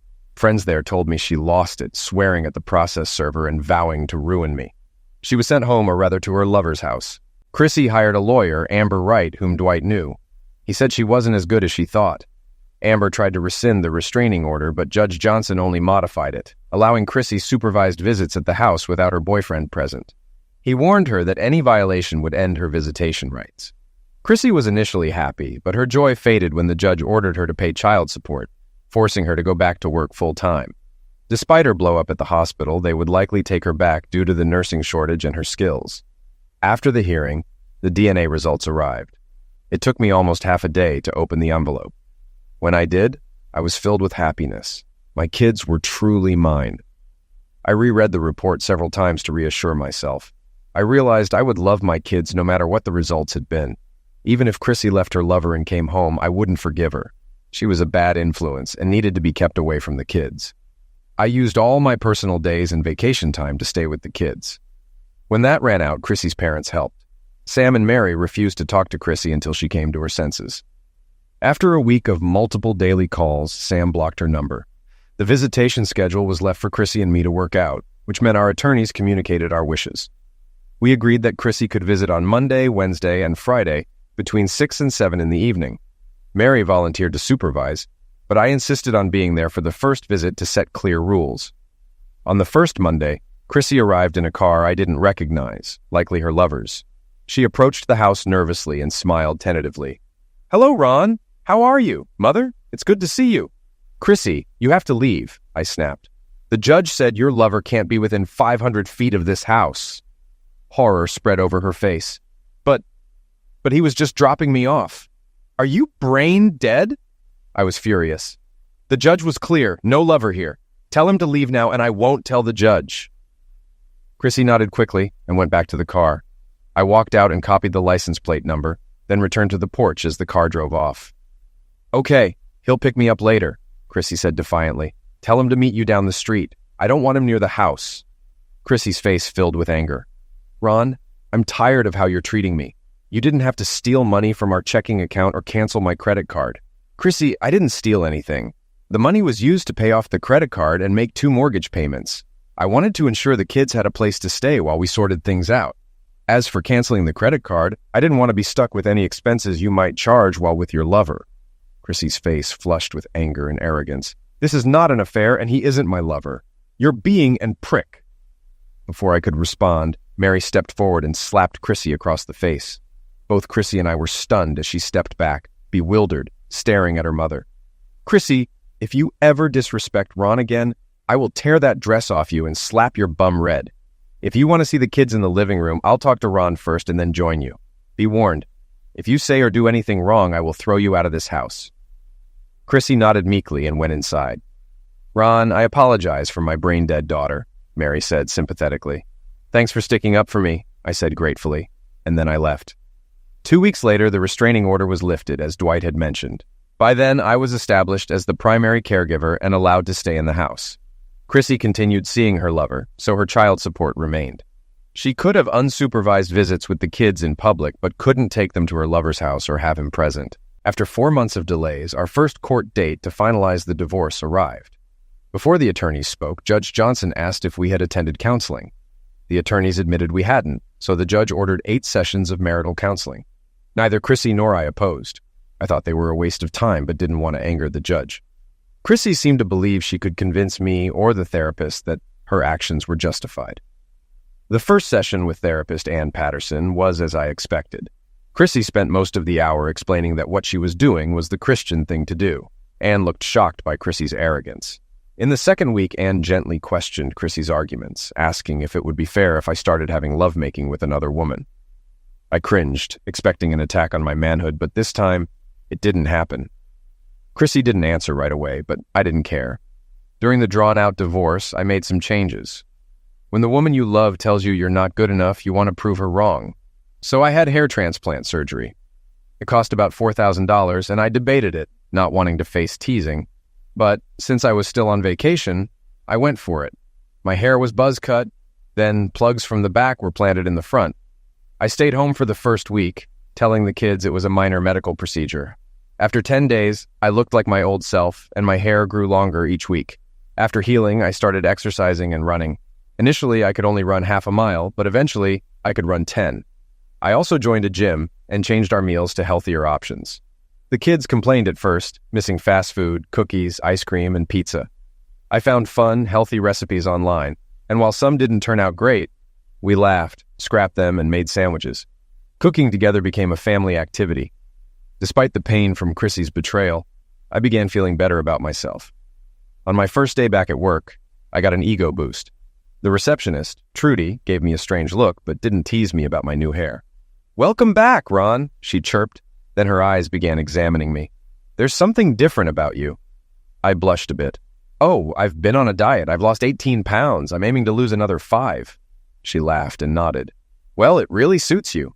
If I weren't married, I'd be all over you."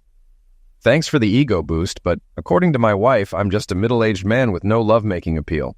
So much so, she's found herself a lover." I tried to make a joke out of it, but it fell flat. By now, everyone at the company knew about my situation. Storm clouds crossed over Trudy's eyes. Chrissy is an idiot. Either that or she's got a screw loose.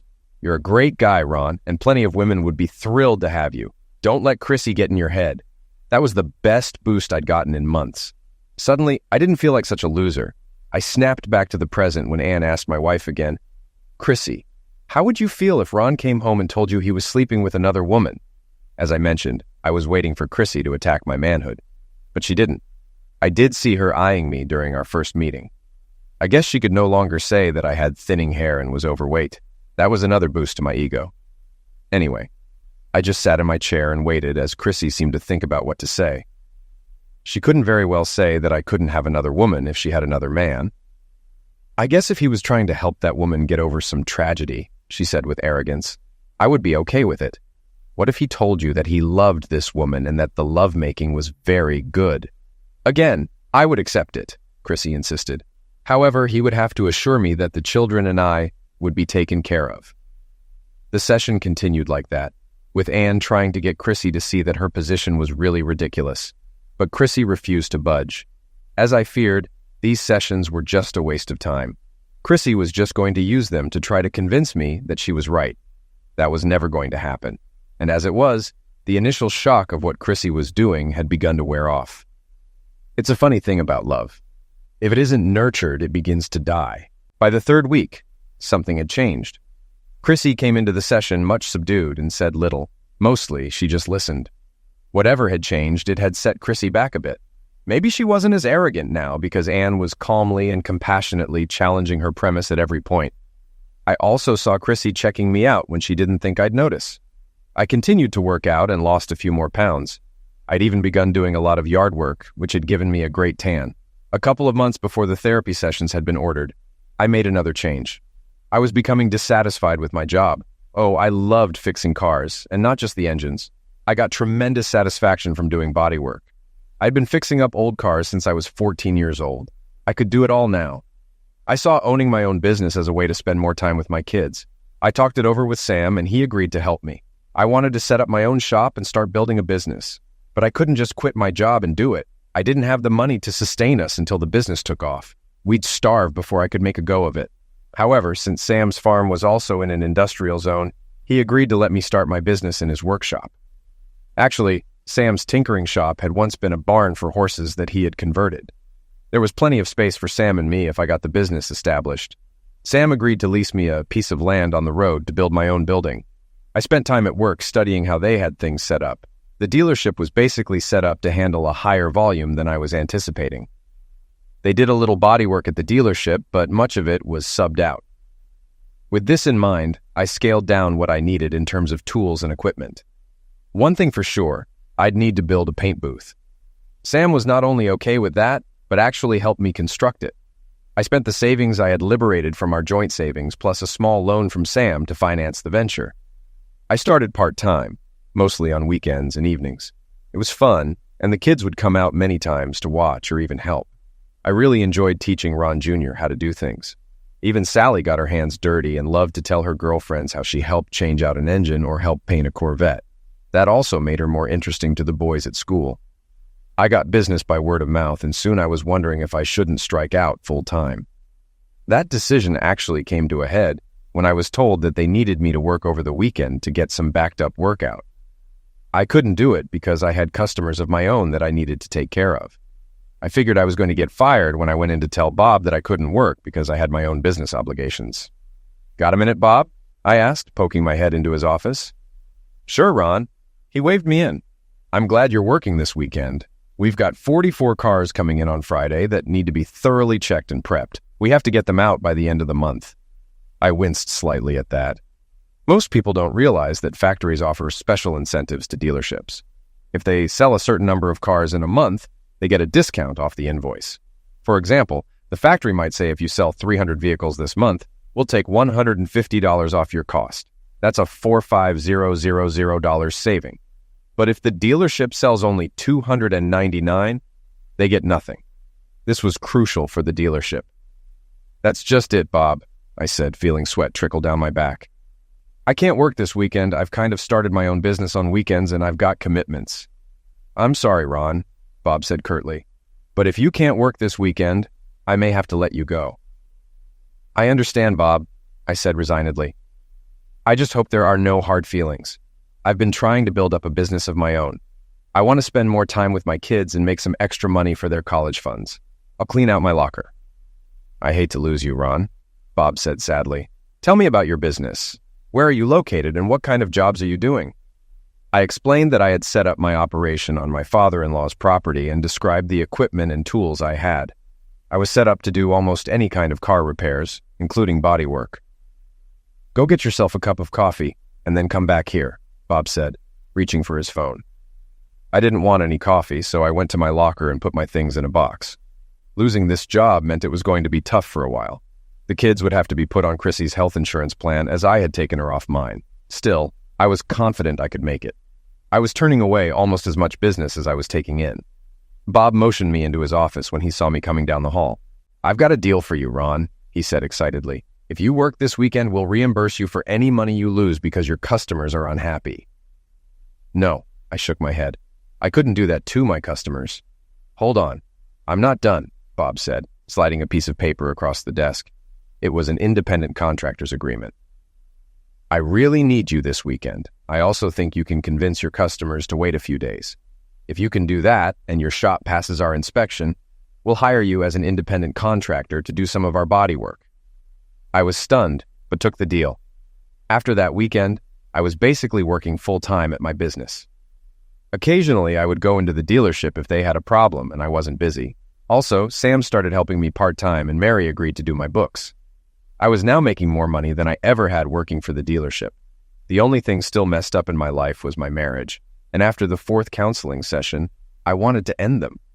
I was pretty much beyond caring what Chrissy was doing with her new love. Oh, don't get me wrong. It still stung when I thought about my wife being with another man, but I wasn't thinking about it as often.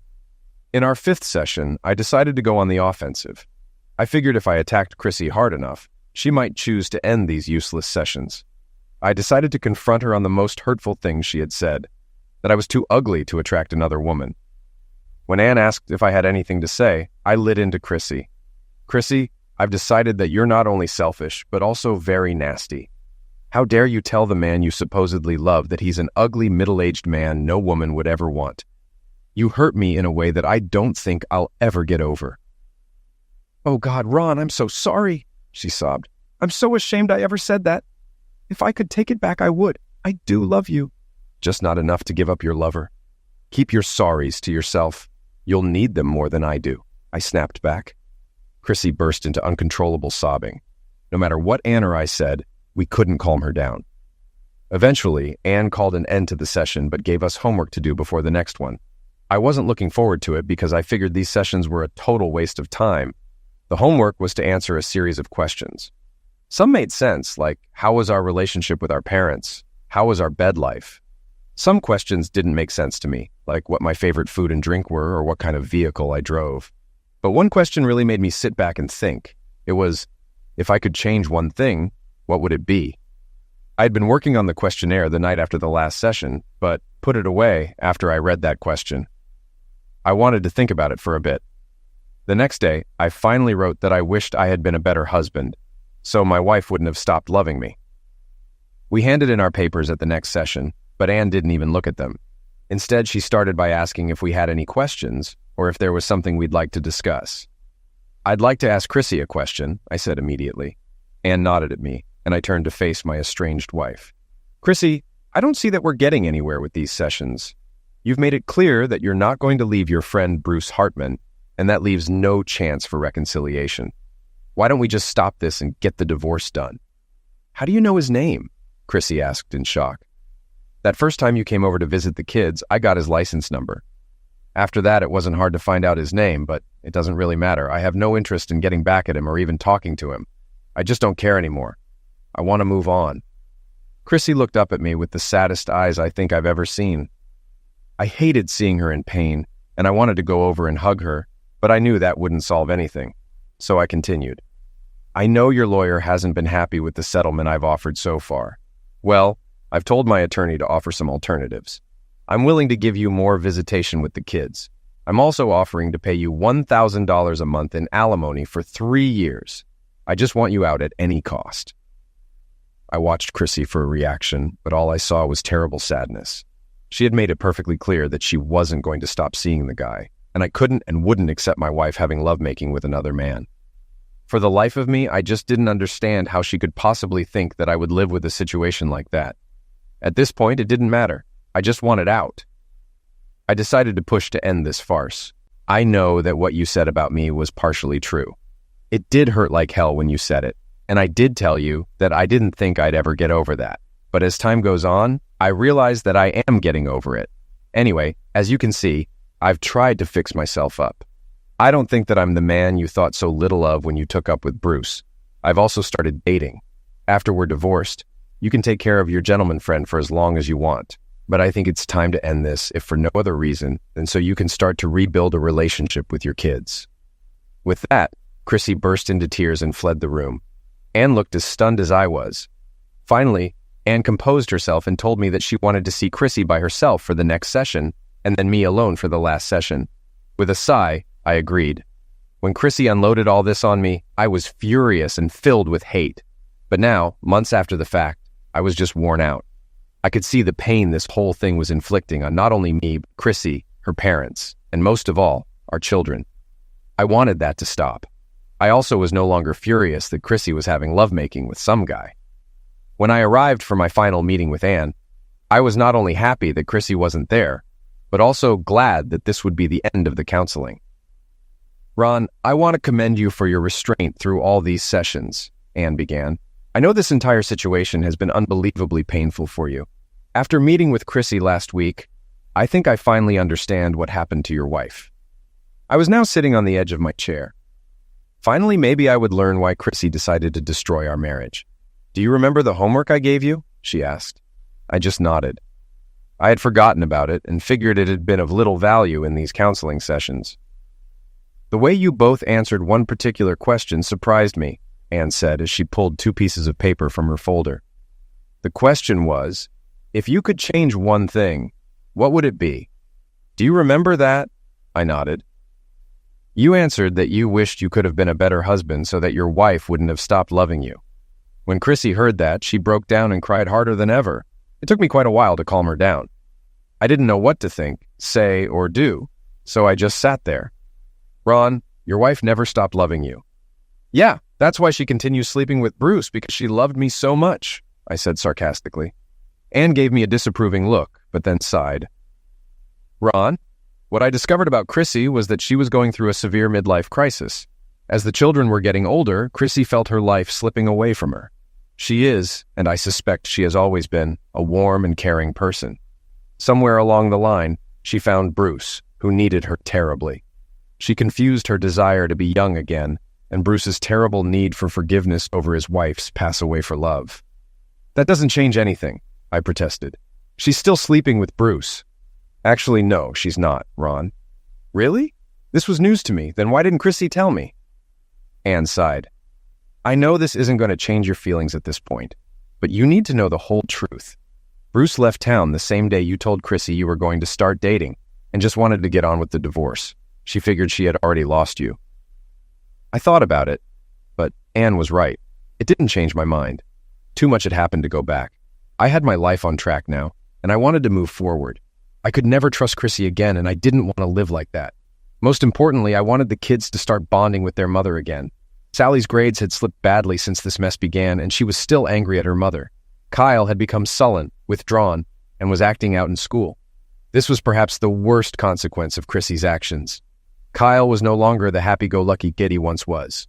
Ron Jr. handled it the best. He wasn't angry or sullen, but whenever his mother's name came up, he changed the subject. Maybe I'm wrong. Perhaps his reaction is worse than the 2 girls. I just don't know. "One last thing, Ron," Anne said, pulling out the second piece of paper. "This is Chrissy's answer to the question about changing one thing. She wrote that if she could change one thing, it would be that she never met Bruce Hartman." The divorce went through, and as per the agreement, Chrissy visited the kids on Wednesdays and Fridays. I made sure to take the kids out on Fridays before Chrissy arrived. At first, our interactions were formal and awkward, but then we started sharing meals together with the kids. And one evening, Chrissy asked if she could stay the night. "No," I answered with a chuckle. "The bed in the spare room isn't that comfortable. It's better if you go back to your place. And next time, don't think I'd ever be alone with you." As for Bruce Hartman, his story wasn't completely true. His wife died driving away from him after finding him cheating. She left in rage, speeding, and died in a car crash. Why did he leave town? I guess it was because of a severe striking he took outside a local bar. 5 broken ribs, 1 busted kneecap, 5 missing teeth, and 2 busted nuts. I had to call in a favor with some friends. It was worth it. The striking ensured he would never be with another woman, let alone please any. As for Chrissy, she gradually restored a loving relationship with her children, or I should say with Sally and Kyle. No matter what Chrissy did, there was always a distance between her and Ron Jr. I would have thought Sally would hold a grudge, but she was the first to fully embrace her mother's return. Chrissy finally mended her fences with her parents, though, like Ron Jr., there was a slight coolness with her father. Most Sundays, we'd have dinner there like a family, but we weren't. Chrissy kept apologizing for everything that had happened. I finally told her to please stop. "I will never forgive you, and it's useless to try," I told her. "Oh, please, Chrissy, stop being so childish. I told you how things are going to be. I have no intention of arguing about it. The discussion is over. Accept it or don't. That's your choice. We are never getting back together again. Even if you were the last woman on the planet and the fate of mankind depended on me making love to you, I'd pass." 3 years later, I got married. I married Sally's teacher. How we met and everything that happened is a story for another time. But what matters is that the kids love her and have accepted her as part of the family. Chrissy still hasn't accepted that I've moved on. Well, I'm not going to do anything about her. After all, the discussion was over. She either accepts it or she doesn't.